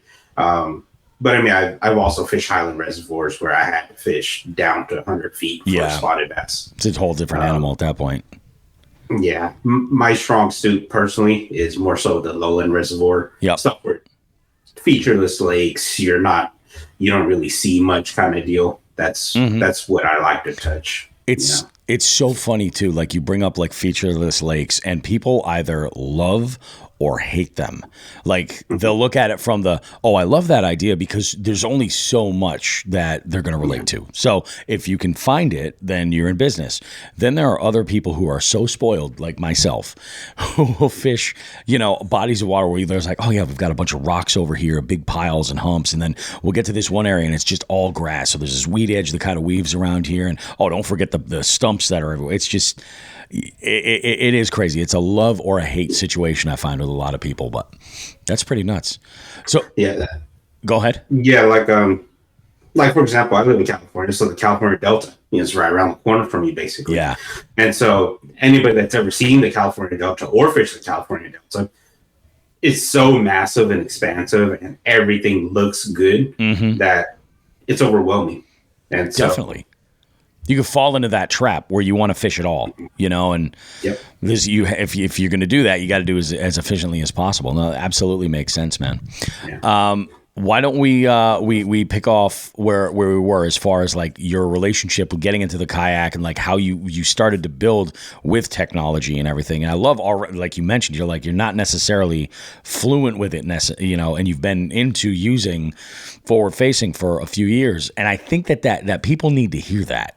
You know, because there is this idea, we talked about it, Joe, last night with the older folks just thinking like, oh, I got this new flashy new thing and it's just going to solve all my problems, you know? Yeah. So the kayak side, my first kayak, I got it 5 years ago. I don't quite recall. The big thing was I had relocated when I was in my belly boat days. I was down in Southern California. I was fishing the lakes down in Southern California. So I had relocated to the Central Valley of California, kind of closer to Sacramento, the Delta. And so basically I got into a situation where I had storage to hold a kayak. Not enough to get a boat, but enough to have a kayak. So you can at least, it's kind of like that next step up from a belly boat or a float tube to where you gain a little bit more speed. You know, you're not quite hurting the bank as much. It's still affordable.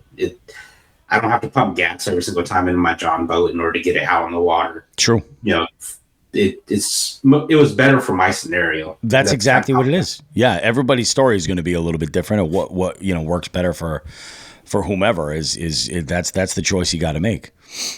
Yeah, and so that's kind of how I got into the kayak thing.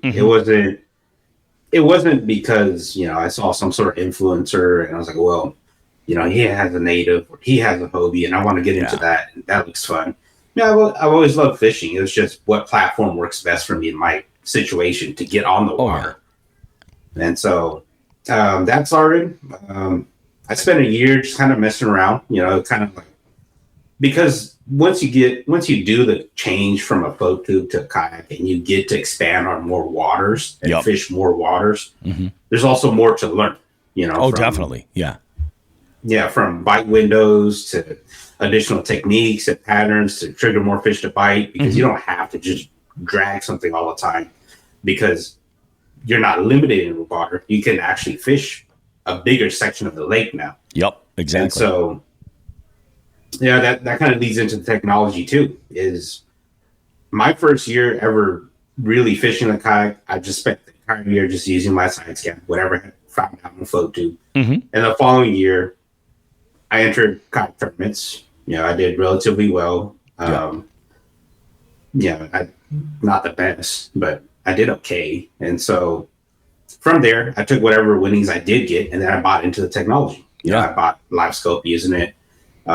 If I wanted to continue to tournament fish, kayak tournament fish, it's something that I had to learn to stay competitive. Or, you know, at least give myself a chance to be competitive. Sure. And so that's where the technology came. And then now, you know, I'm still fine tuning it. I'm by no means am I the best live scoper. By no means am I the best angler at using it. It's a lot of it's time that, you know, I'll go on a, so prime example, I went fishing yesterday. Yep. Lucky. Yeah.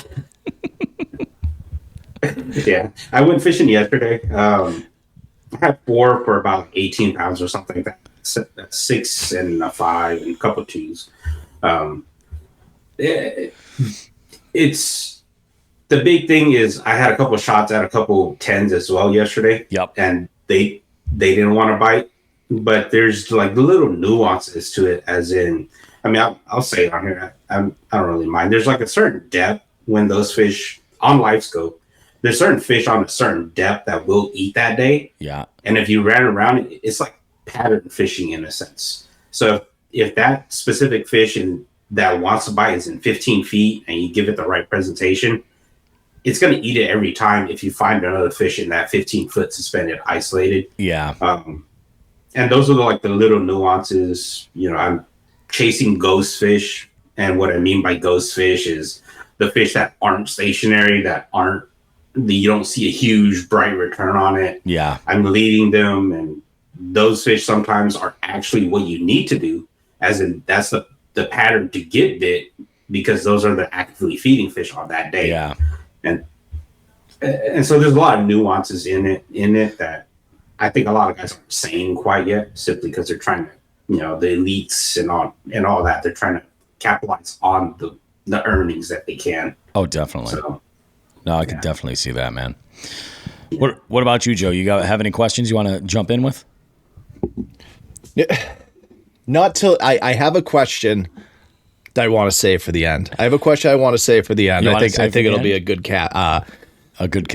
ending question. All right. But no, I think you're nailing it with the forward facing stuff. You're really like translating it in a way that like people kind of need to understand a little bit better, that it's not just this, you know, God-given, the miracle box, miracle. So, I really respect that.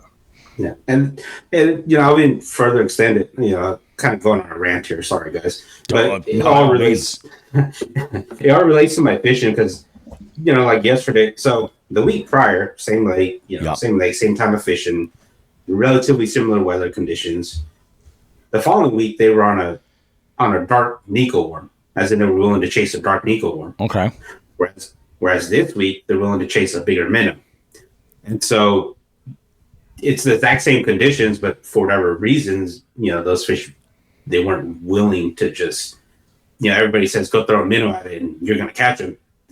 Maybe, but I also feel like that's not the entire story.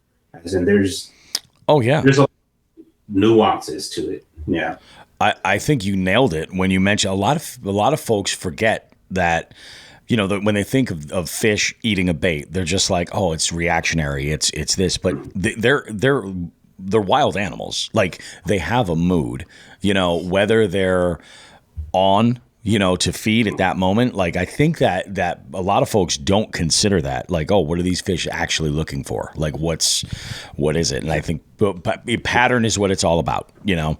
Yeah. It's great to hear you say that, because, you know, especially after those folks, to include me, I've done this as well. Yeah. You know, when they get a hold of a really nice fish, whether it be a PB or just like bigger than average for the area or the time, they get hung up on that one bait that they caught that one fish on. Yep. And, you know, and they will sit there, I mean, live scope, they'll see it and they'll just be almost bouncing off their head all day long, just trying to get those fish to bite, and they won't. And they have to understand that, hey, with the days come the pattern changes. Like the pattern changes by the hour, essentially. And I've done it. I've done that where I'm like, oh, I know they want it. And then, you know, especially in a tournament, you waste an hour, you waste 2 hours, you know, throwing the wrong thing for that day. So And there is like there's variables that you have to account for. You know, like we'll say all the time, like, oh, conditions were the same. I mean, maybe not. Maybe that barometric pressure was dropping instead of rising, and you weren't necessarily aware of it. Or maybe that subtle wind was in a totally different direction, and it was just something you didn't pick up on at the time. Like, yeah, there's a lot. Yeah, and I'll throw some juice out there. Everybody's talking about shaking a minnow above their head. Keeping a minnow above a fish's head all the time. There's not too many guys that are talking about shaking a minnow on the bottom, specifically during the winter time, because like really think about it. Like it's kind of like a 9-bait fish. It's like a blade bait. You can also get, if you make a long enough cast where you're not actually pinning that fish on top of its head, and you're just working that minnow on the bottom like a dead minnow that's kind of floating through, or bait that's floating through, it's still going to look natural. The problem is when you bomb it out there and you get on top of their head and then you drop it past them, it looks different because, well, that fish was just swimming just fine, and then all of a sudden it just died. Yeah. What happened? What happened to that fish? Yeah, and for no reason that they could see. Yeah, that makes sense. Almost like when you're fishing a jerkbait or something, you change the cadence mid cast. Guilty. Always guilty. Let's try 4 here instead of 2. Yeah, let's see what happens. No, it's a terrible idea. Man, that's wild. Max, have you traveled to fish much outside of California at all? I haven't. So when I started doing the whole kayak tournament thing, basically I did as many events as I could, because I never had a tournament background. Yep. So that first year that I started tournament fishing was my first ever year experiencing any kind of tournaments of any caliber, whether it's small or big. And so I literally fished like 30 events just inside California, like 25, 30 events a year for the past 3 or 4 years now. Oh, all right. And wow. And so it's a pretty good schedule. Traveled out. I'm sorry. That's a pretty big schedule. That's pretty nuts. Yeah, it was very busy. Yeah. And so I didn't really put any time to go anywhere else. Yeah. Where are a handful of like bucket list spots that you're like, I would just love to fish? For me personally, there's some lakes in the Pacific Northwest that I want to get to. I'm pretty sure at this point the internet knows about them. But basically smallmouth fisheries specifically. Oh yeah. I want to catch a really big smallmouth. I've done the largemouth thing. I'm still trying to dial in the spotted bass thing. There's some big spotted bass around here as well. Yep. I would like to get one that's over 7 pounds, or well, more like 8 pounds. And so realistically for me, it's mainly spotted and smallmouth fisheries for me. I do want to go to OHIV and those places down in Texas where guys are doing the share longer. Oh, definitely. Just to kind of see kind of what the fishing is like. Yep. I hear guys say that there's just a bigger population of those big fish down there. Yeah. And so that's why they keep popping. So I would like to go and at least like see it, or at least go and try to figure something out on my own. Get that experience for sure. Yeah, it's not to pole poach. I just rather go and just go see it. I just want to go see what it looks like. Yeah. I totally can understand that, because there's these fisheries all over the country that are they're legendary. They might have gotten that way from tournaments or something, where there's just like, hell, this place used to be amazing, 10, 15 years ago, and you would see these huge bags coming from it. And just to sort of like, it's the tourist in me. You know what I mean? Like, I want to go and experience these bodies of water as well. And that's badass. Yeah. No, that's freaking great, dude. What's your like fishing day, like your schedule look like? So like you're leaving, this is the most ridiculous question, but I'm sort of ripping this off of another podcast. But I love it. So like you get up, that morning you're headed out. Like most of us will hit like some type of a stop on the way to the water to grab, whatever items we need for that day. Where's the spot that's like your go-to spot? What are you picking up to get fueled up and bring it with you out on the water? Every morning every morning I go to a gas station and I pick up some gas station oatmeal raisin cookies. Oh, okay. I can get behind that. Yeah, that's been my tradition. Okay, that's a first, I think. I can get behind that. I don't know why. It's just, I pick up, it's a 3-pack from A&PM. I don't know if they have A&PMs out there in Massachusetts. Oh, no. But, no. Yeah, but it's just a 3-pack of oatmeal cookies for $3-4. Yeah. And so it's just kind of like a quick pick-me-up, realistically. It's not. Mm-hmm. I should be eating something healthier, honestly. Dude, you don't even want to know what I consume first thing in the morning when I'm going out fishing. You don't even want to know. It's terrible. So I hit the gas station, I pick up an energy drink and oatmeal cookie, and then I go fill up if I need to fill gas, obviously. But that's kind of like been the morning ritual. Every now and then I'll throw in a honey bun, but the honey bun is more so. Oh yeah, it's a summertime deal because I like the glaze on it to kind of melt down during the summertime. Yep. And so it's nice and sticky. So every night. Yep. That's perfect, man. That's perfect. Absolutely. I love it. I freaking love it, man. Yeah, I have. I forget what the podcast is, but it's a swim bait podcast, and that was one of the questions that they lead with, like, what's that look like? And a couple of the guests, like, they're from all over the country. Like you mentioned, A&PM, like that's something that I have no idea about, So it's like to get in the mind of what that angler's, listen, like what their routine is, my morning routine. Yeah, I mean, if I had Buc-ee's or Love's or something that was closer on my way to the lake. Oh yeah. Where they make these pulled pork sandwiches or tri-tip sandwiches or something. Yeah, craft jerky and all kinds of stuff. Yeah. I still have yet to step foot into a Buc-ee's. All the traveling I've done, I still have not run by a Buc-ee's. In April, they're opening one in Ohio. I think in Dayton, of all places. I think it's in Dayton. Yeah, I'm working on a project right now trying to explain the uniqueness of fishing in New England and the thing that it aligns with what makes it very similar because of our layout out here, the way like everything is. We don't have those like massive truck stops like Buc-ee's. Sure. Like, we'll never see one. It just makes no sense financially and like as far as logistics. But it's just crazy. Like, you travel the country and it's different for everybody, Yeah. Mm-hmm. But yeah, it's freaking nuts, dude. So let's talk. So we got some, bucket list stuff. We talked about what are you listening to get hyped up on your way to the water? I don't really put hype music. No? I'm more of a podcast guy. See, I find it's like that. It's like 50-50. It's like, people are either listening to a podcast or they're like, nope, this is the song and I play it full blast.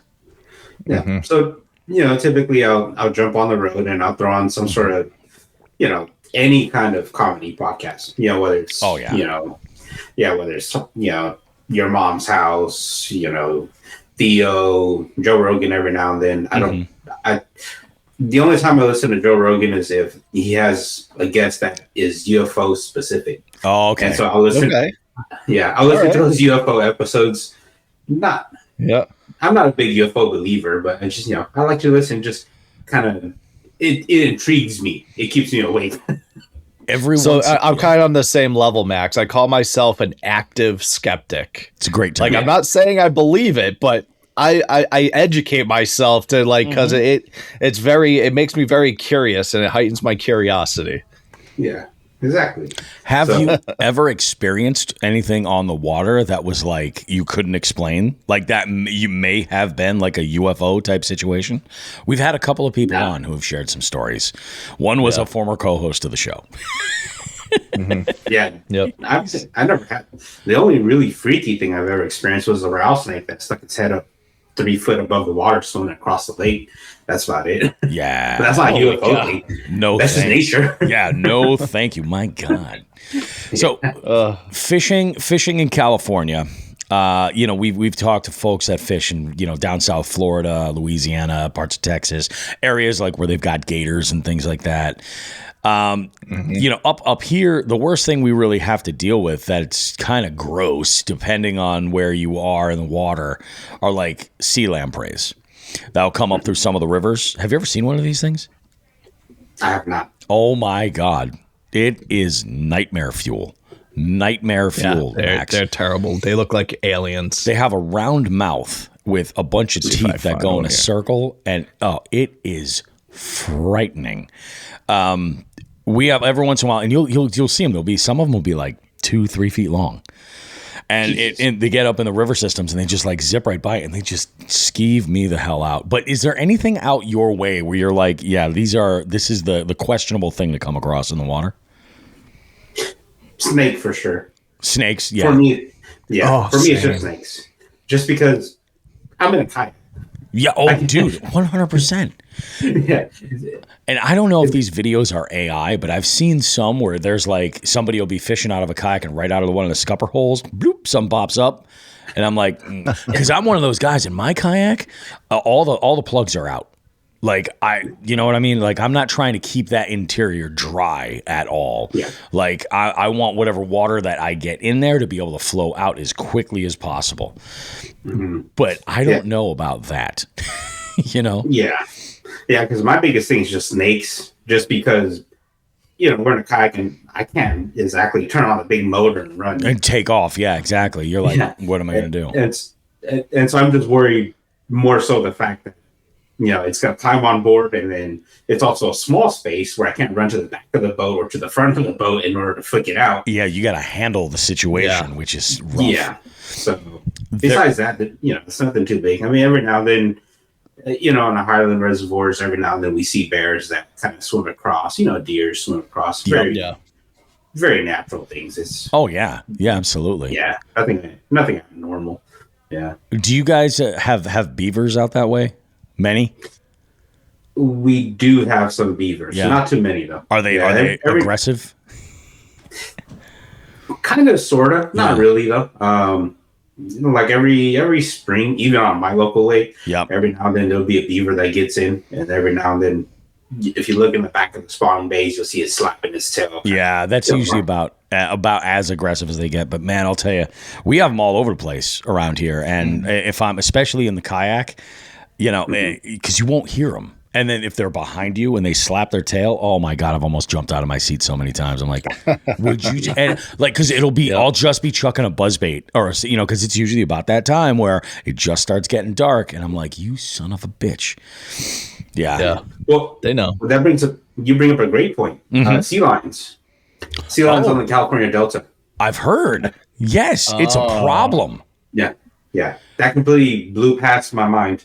And yeah, because I don't know if they ever will. I never heard any stories of a sea lion ever jumping on somebody's kayak.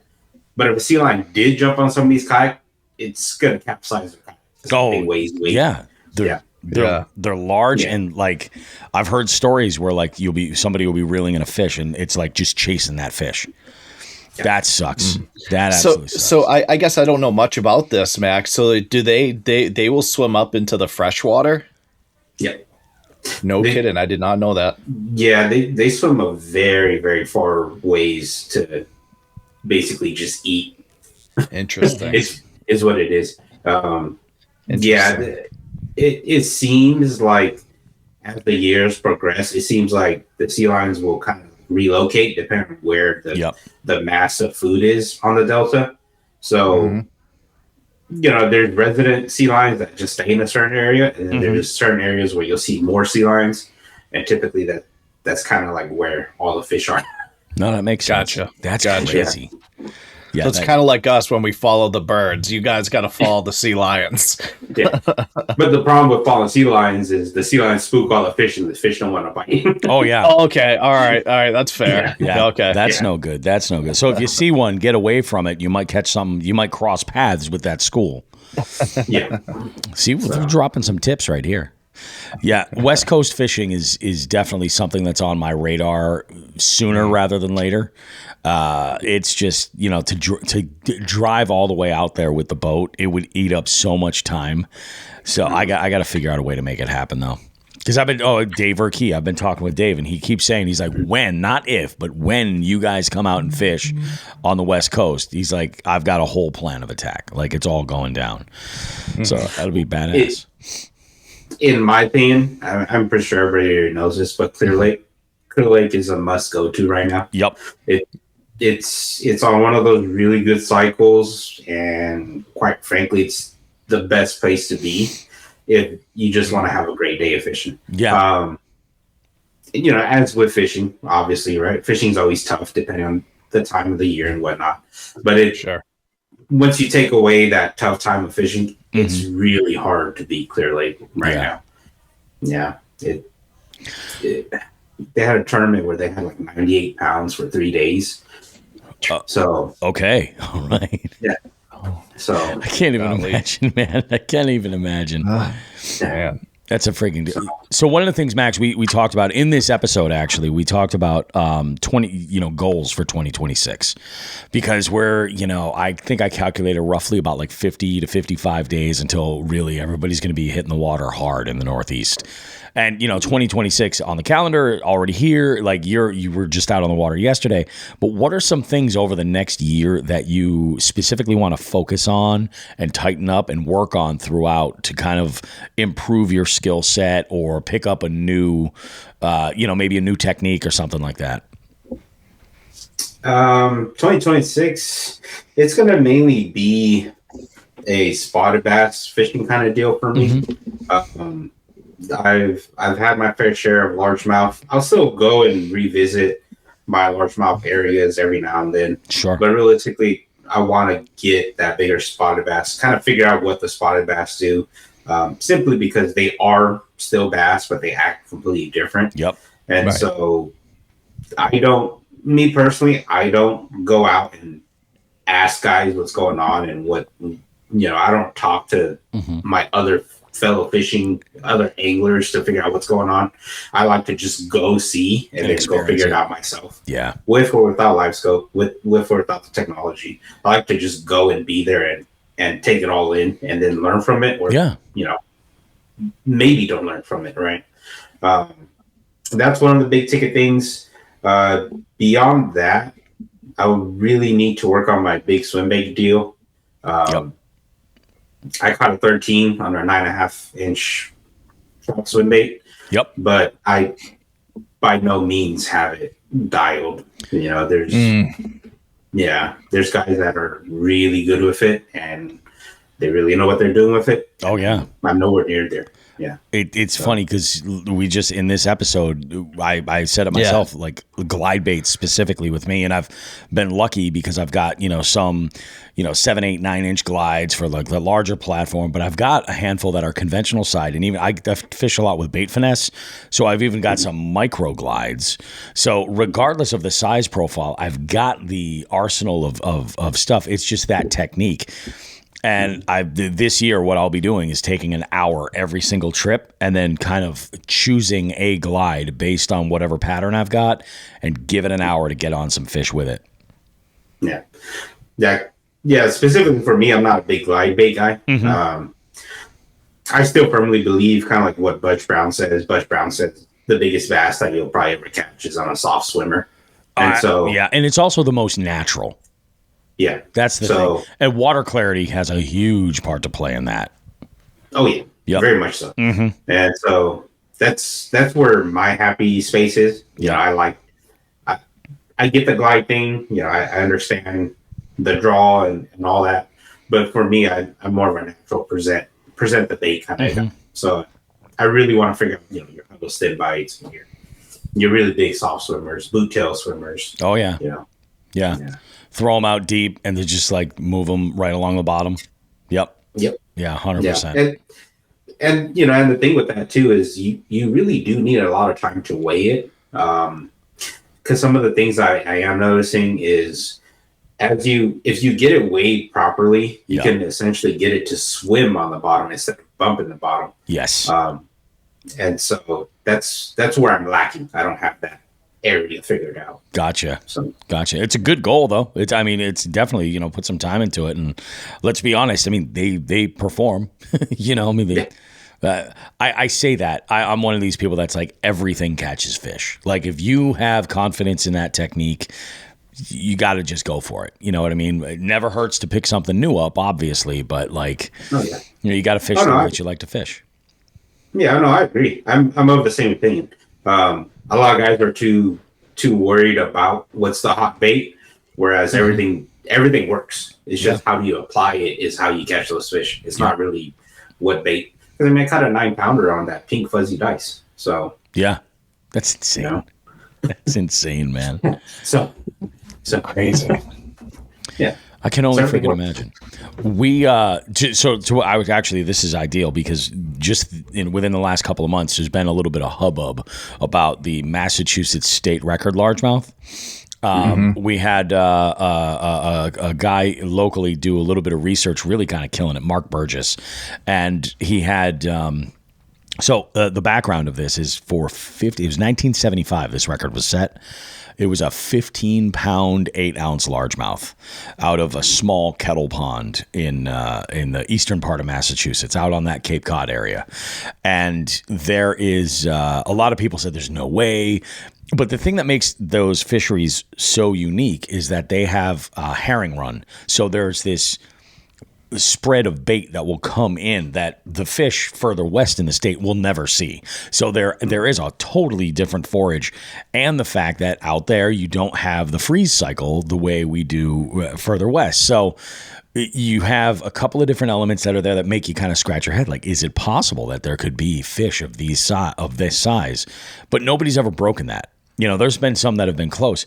Well, this story came out, and he had an eyewitness. He was 12 years old at the time, had this eyewitness, and he was like, this fish, the guy that entered that fish, caught it in Florida and drove it up the coast in a 55-gallon tub of water and farmed it in his barn for a little while, I guess, and then they staged the whole thing. So it's a bunk state record, which has led, you know, a lot of people to wonder, like, what's the state going to do? What can they even do about it? How are they going to treat this? But like, I think short of that, I think you've seen. So they said, like, this fish came in at like 15 pounds, 8 ounces. It was something in like the ballpark of like 27 inches long, just an absolute giant largemouth.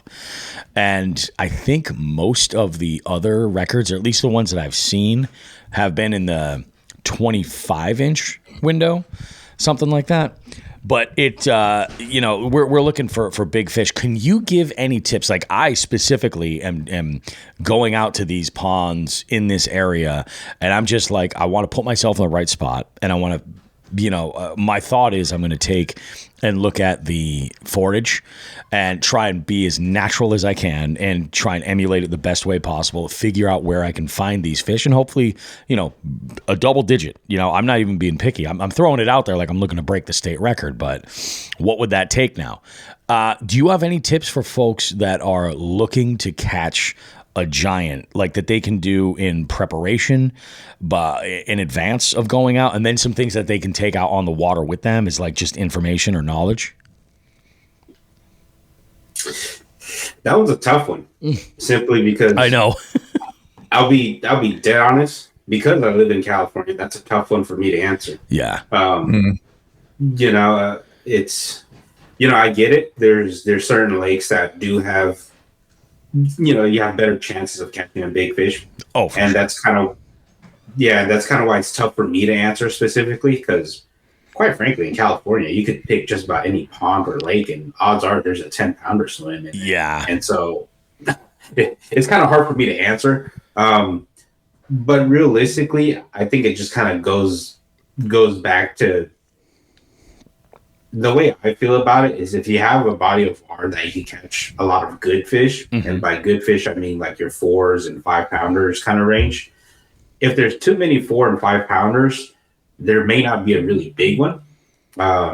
In my opinion, I feel like the happy zone is if you have a good population of small ones, small as in 1 to about 2 pounds, and then a decent population of that better than average grade. I feel like that allows the big ones to really grow. You may not have a lot of big ones, but the odds of you actually having a bigger one in that body of water will probably be higher than if you were to have a lights out, you know, 25-pound bag days all the time on that specific body of water. That's just my opinion, but then it's truly not really fair for me to answer that question. It's kind of like, you know, asking somebody in Texas, where do you want to go fish to catch a 10-pounder? I got. That's the thing. I got to take my shot to see what kind of info I can get from folks that have experience catching absolute bigs, and some of it is that I've received in the past is pretty obvious. But I try to apply that to fishing in any way. Like for example, like when I mentioned before we started rolling, how I do a lot of targeting different species. And all that. And like with the online tournament series that we run, the multi-species scavenger hunt, the primary thing is just pick a body of water that has that species in it. That's number one. And then number two, what I do is, because it's not necessarily based on the size or the quality of fish, it's based on the diversity of the overall stringer. I usually recommend everybody just downsize. So that way they can eat. Whatever it is that you're targeting in that situation. But yeah, I mean, you raise a really good point. Like if you're in an area where, and that's exactly it. Like catching a 16 up here, I know how unrealistic that is in my area. But there's a couple of people who have caught 10s that I know personally. And they're there. Yeah, and if you're just trying to target a big fish in general, I think you just have to look at it from a different perspective. Mm-hmm. It's not getting bit. Getting bit is not quite. If you want to lay the foundations to chase after a big one, it's not about getting bit. Yep. It's about understanding the whole picture, regardless of whatever seasonal it is. Yep. You got to understand what the bait are doing and why the bait are doing that. And then you lead into, through time, you spend time and you try to figure out what those better fish are doing. You may not always figure it out and you may not get lucky doing it. But if you could figure out where the small fish are, then I would go away from the small fish. Yes. And then look for something that's different. Yep. To target that big fish. So say, an example would be if the small fish were on a rock pile, I wouldn't fish the rock pile personally. I would fish the edges around the rock pile, or say if that rock pile's on a point or a hump, I would fish those transition edges into the deeper water. Gotcha. Where those small fish are not at. Mm-hmm. Because, and then, it changes day by day too. Sometimes the big fish will set up on the rock pile. Some days the small fish will set up on the rock pile. Yeah. You kind of have to sacrifice getting bit in order to pursue a better bite. Yeah. And that's just kind of the unfortunate game of it kind of deal. So. And it makes sense. I've heard before that like-sized fish will often group up together because they're not a threat to one another. Versus if you've got like an absolute mega that's hanging out with a bunch of 1-pounders, that easily could be a buffet, Yeah. It makes a lot of sense. And probably good for the fishery too. It is. Yeah. I mean, like my lake, my fish, they eat they're carnivores. They eat themselves. Oh yeah. Yeah. Or cannibals. There we go. No. I know it's an off day for everybody. Yeah. I love it, man. I love it. This was really good, Max. This was awesome. I've been really looking forward to talking to you because when I first heard this story, and then I saw like a couple of your posts on Facebook, and I saw some of the BS that you had to deal with, just like sharing like a pretty awesome accomplishment, and like you weren't braggadocious about it or anything like that. No, you were like it was more like, holy shit, look at what happened to me. That was amazing, and it's just so crazy to see these cretins come out of like nowhere and just try to tear you down for it. And I think you handled it with like the most class anybody could have, and didn't get into the comments or anything like that. So that was badass. Well, I'll be honest, I considered it. Of course, oh, come on, we're all human. Of course, you wouldn't be human if you didn't. I considered it, but I read it and I was like, well, it doesn't look like this guy fishes. As in, it comes to a point where I have to think, well, is this guy a real person or is this guy a bot? Sure. This day and age, you gotta, yeah. And so I was like, well, he's forming an opinion of his own, and that's how he feels about it. But I don't know if this is actually an informed opinion. Yeah, so could be there just to create engagement. Yeah, right. So anyone who has a little bit of value is whether it's positive or negative feedback will have a little bit of substance in there, like real world facts. So that's when you can kind of separate, someone who's just being an a-hole to someone who's just like a troll. Yep. Exactly. And I think a lot of those comments, honestly, I think that comes from a really, really sad place for a lot of these folks, because I think there's definitely some jealousy. You know what I mean? Like, I've worked so hard. I haven't caught that size fish, or, there's just haters just to be haters. You know what I mean?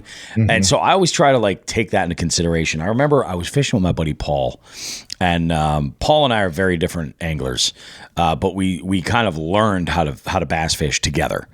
And there was this one day we were fishing this one spot where I caught my first 6-pounder. This was beforehand. He laid into, I want to say it was like a 5 1/4. It was a nice well-rounded 5 jig fish off an area where there was some access to deep water and some rocks and and a weed line. So it was a real juicy spot. But and this was from the bank. Had it on the scale, pictures and everything, and he posted it on like a Massachusetts bass fishing group or something, like, check this out, this is great. And there were some guys that just immediately went for the jugular, and they were like, oh, that fish is no way, that's such and such, you got to check that scale, or blah blah blah blah blah. And he took the bait and ran with it. And he was rattled for like months. He was like, what the hell is wrong with people? Can't they just let me like enjoy this catch? And I'm like, man, you got to think these folks are probably pretty sad, because they probably have sunk a lifetime in, but not the time to be able to, you know what I'm saying? And I was like, let's be honest, there's a little bit of like right place, right time. There is, like, I think it's Chad Hoover that said you've got 3 different elements of fishing. One of them being experience. I think the other one is skill. And then the third one is luck. And if you have 2 of those that even them out, the third one doesn't have to be so high. And what you want is experience and skill to be the higher ones to get you what you're looking for. The other one, luck, can just happen. You know what I mean? Yeah. And to kind of tie that, what's that? Oh, no, go ahead. Continue your thought. I was going to say, like, to kind of continue, like we were talking about forward-facing sonar and stuff like that, I feel that in a way, like, to a point, that level of technology helps you minimize the luck, because you have more insight into what's under the water. So like the first time I caught my 6, and then when I broke that PB, it was the same thing. I was fishing 2 different styles entirely, but like the first time I was just kind of blind casting a jerkbait, literally fan casting and just kind of covering water. And I happened to hook in this. I had no idea that fish was there. I didn't even know the structure. I was fishing from the bank, versus where I was fishing when I caught my other one. I was pitching a jig up underneath overhanging brush in April. Like, I knew that these fish were, the sun was overhead. I knew they were going to be using those shade lines and everything. And I was just going and I was catching them. And I happened to get along this one other bank, and that's where I found some more bigger fish. And that broken PB was right there. But like, when you have the technology to know, like, okay, there is something of significance here, and it might be a gar, it might be a sea lion or a shopping carriage. You know what I'm saying? Who knows? But you at least kind of have a little bit more of an idea of what you're seeing. And that, I don't know, I think that's a win, man. If you have the ability to eliminate that, it's a good thing. Yeah. I mean, I used to be an anti-scoper, if you want to call it that, or anti-live scope guy. Simply because before I got it and before I really kind of like dialed it in or figured it out, I had a great time figuring out fish before that. Yeah, sure. I had multiple 10s before I ever got live scope. I patterned and figured out fish, my own specific pattern that I didn't go and ask anybody. And, you figure out the bite windows and so on and so forth. Yep. You can still do it traditionally. Mm-hmm. It's just, for me personally, I don't have a lot of time to go figure it out, unfortunately. Yep. And and so live scopes or forward facing sonar, it's a great tool to minimize the time. Yeah. Whether you like it, you don't want to use it, whatever moral obligations you feel towards the fish to not use it or use it, it's up to the angler, right? But I get 16 hours a weekend to go fish. I'm gonna make the most of it. Yes. That's the numbers game right there, because it's different for everybody. I get to go out in the, when it's on, I'm out fishing 4 days a week, and they're usually 2 half days and 2 full days. So right there, that's a big deal. That's a lot of time on the water, and when you're going, and we talked about this. Like, we talked about the goals for giving a bait an hour, something like that, whatever it might be, to try to expand on. It's really difficult, especially for those folks that are like, maybe they get to fish one day, for 4 to 6 hours, something like that in a week, and for somebody to say like, oh, I'm going to take it, I'm only going to throw this one presentation so I can learn it. That's tough when you're just looking to get a bite, So you just got to fish the way you want to fish. Yeah. And set your goals accordingly. Oh, that's awesome, man. So there's no wrong way to fish. Yeah, there definitely is. So I think I have my last question for you. It's a twofer. And this is usually what I go out on, but we'll have Joe ask the one he's been holding for a little bit after this. So Max, what I need from you is 2 stories, okay? One of them would be like the moment that you were most proud of on the water. So think of this as like if you're at a party or a wedding or something like that, and you go up to the bar and someone's like, oh, hey, I heard, you like to fish. What's that go-to story that you would lead with? And then on the flip side of that, what's the story that's like the biggest epic fail where everything just went to absolute crap?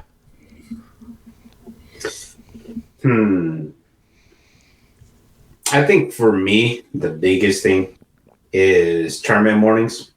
I'm not a huge social person I should say this. A lot of fishermen aren't huge social people. That's a good 100%. It's true. But I'm also one of them. I'm not a huge social person. Mm-hmm. But tournament mornings, the shotgun launch or multiple boat ramp launches, the kayak side. Yeah. I like to spread laughter around the oh yeah. Yeah. A lot of guys take it very seriously. A lot of guys are trying to, I'm in this to win it, and they forget the fact that we're just out here fishing. Exactly. So, that's one of the things I like to do, whether it's the best moment for me or not. Sometimes, you get some kickback. Some guys don't, they want to be in their own zone. They don't want you to mess with them. Yep. But, for me, anytime somebody starts laughing, I can go up there and conversate and just kick a joke, get them to laugh and get them to kind of relax their nerves and not take it so serious. Yeah, definitely. That's a win. That's a win to me all the time, every time. No, absolutely, man. That's awesome. Yeah. And you're right. It's like there are folks who they take it so seriously, and it's almost a little like you're like, why are you putting up that wall? You know what I mean? Even with competition, I don't know. I'm kind of like you. I like to be able to break the ice and be a little bit more social. It's weird. I hate people, but I do love gatherings. Well, I'm not like you in that regard. I hate gatherings. I despise them. Oh, so what about that epic fail? That's what I'm really curious about. So epic fail. I don't have too many. That is a first. Well, simply because I don't ever really hold on to the failure. I just look at it and learn from it. Yep. And then I just keep going on my day because I can look at it so. There's some plaques up on there that I had a couple of second place finishes. Yep. During TOCs. One bite would have won me. It was down to the last quarter inch or down to the last ounce, and I lost it by an ounce, or I lost it by a quarter inch. Mm-hmm. Both side, kayak side, however you wish to determine it. And I could have won. I had the winning fish on. Won one event. It was a jerk bait. I had the winning fish on. It came up for no reason. Hooks were fine. It just did a little wallow, and your bait popped off. Cost me a win. Yep. And there's a lot of those losing moments that I can think of, but I don't ever really hold it into my regard of like, this sucks because this happened. It's more so of, well, that happened, what are you going to do about it? Yep. There's not much you can do about it. You just got to improve. That's really good way of looking at it, because from doing as many interviews as I had with other guests, the thing I always picked up on is like that question's hard to answer, and the primary reason is that like there's no shortage of like stupid mistakes that have happened on the water, lost fish, or like, oh, the netman flubbed this, or I messed up netting this fish for the one that got away. Like there's so many stories like that. But we always hear all the time that like even a day where there maybe just the catches, or even if it's a total skunk, whatever you can learn, the better. And sometimes that means, hey, don't wear this jacket while I'm throwing a rattle trap, or something like that. Like it might be one of those things that you learn and you're like, okay, great. And that can turn that day into a win. Yeah. And, I'll give a prime example. After I caught the 16, I went out like 3 or 4 days after that. Yep. Kind of like in a row, kind of same holiday kind of season. I was off for Christmas. Yeah. The fish didn't want to bite anything because they were afraid of line noise and weight noise. Yeah. So if you were throwing a drop shot and your weight was clacking on the bottom, they did not want anything to do with it. Yeah. If you were shaking your minnow too hard and your line was vibrating too much, they would not touch it. And you take that loss and then you're like, okay, well, what can I do different next time? Mm-hmm. And so you grow and progress from it. So no, it makes sense, man. That's real good advice. So what do you got for us, Joe? You're holding on to some juice. I'm excited. All right, Max. So I got to know, you're scoping, looking for this 16-pounder. You're watching it. What is going through your head once you see that thing strike and you set that hook? I want to know what was going through your head once you hooked up with that fish.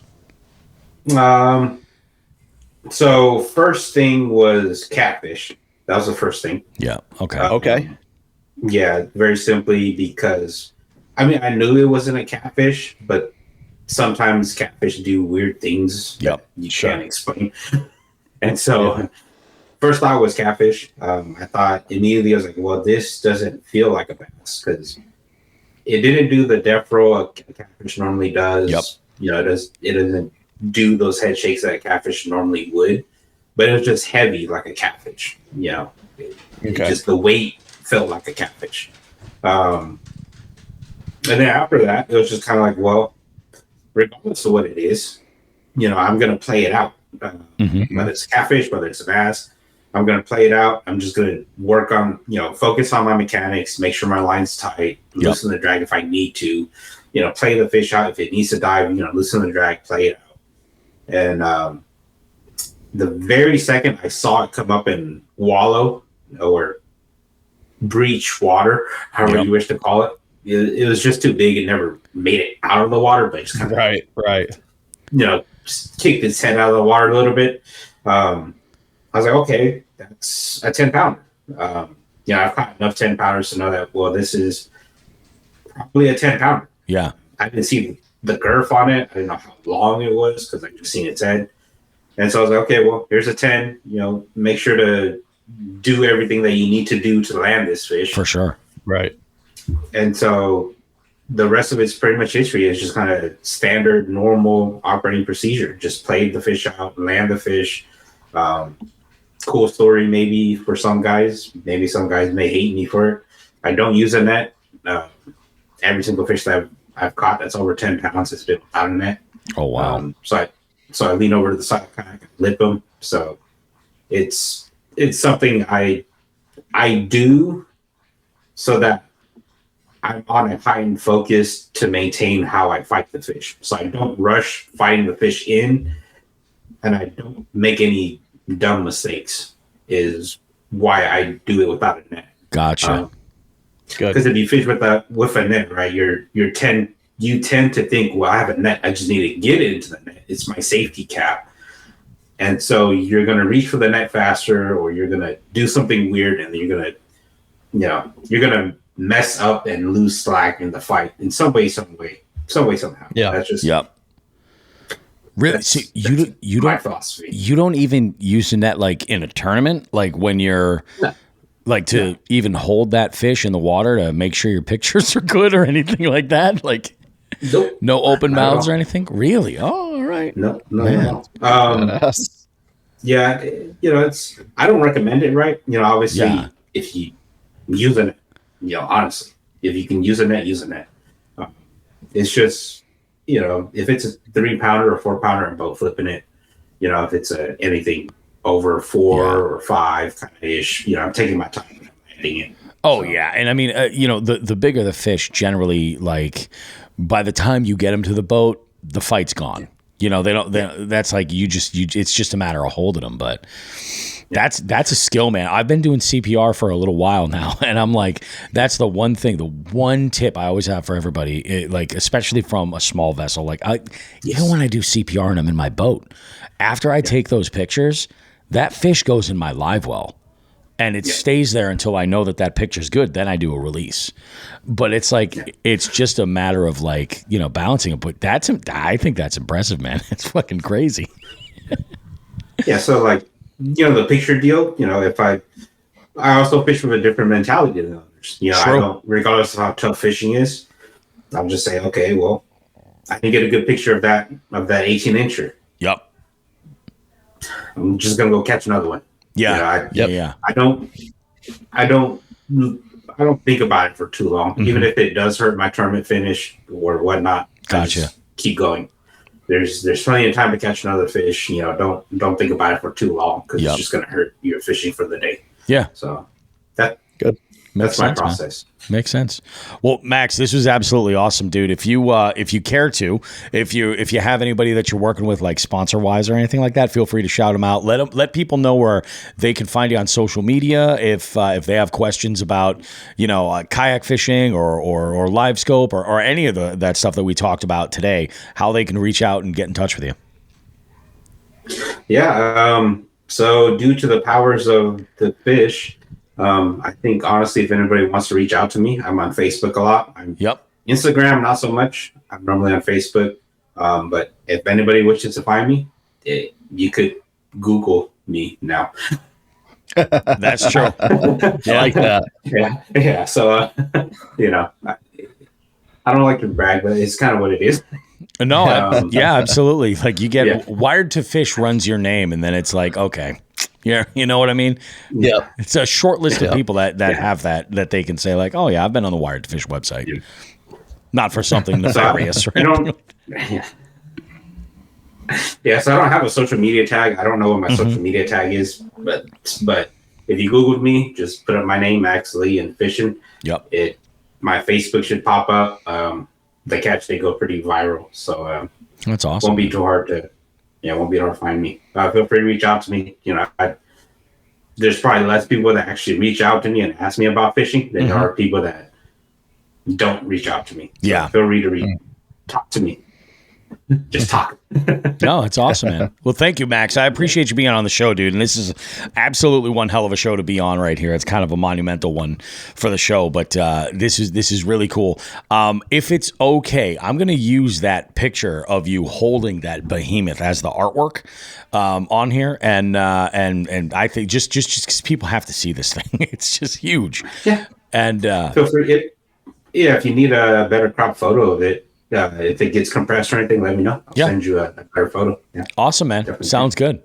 All right, Max. Well, thanks so much. You guys go ahead and I don't know where in the show I'm even going to put this interview. I hate to bury it all the way at the end, but we kind of ran through the show last night when we recorded it, segment after segment after segment. So it's going to be a bit of a shit show. So maybe this is the end of the show. And if that's the case, you know what we say. Tits and ass, smoke some grass.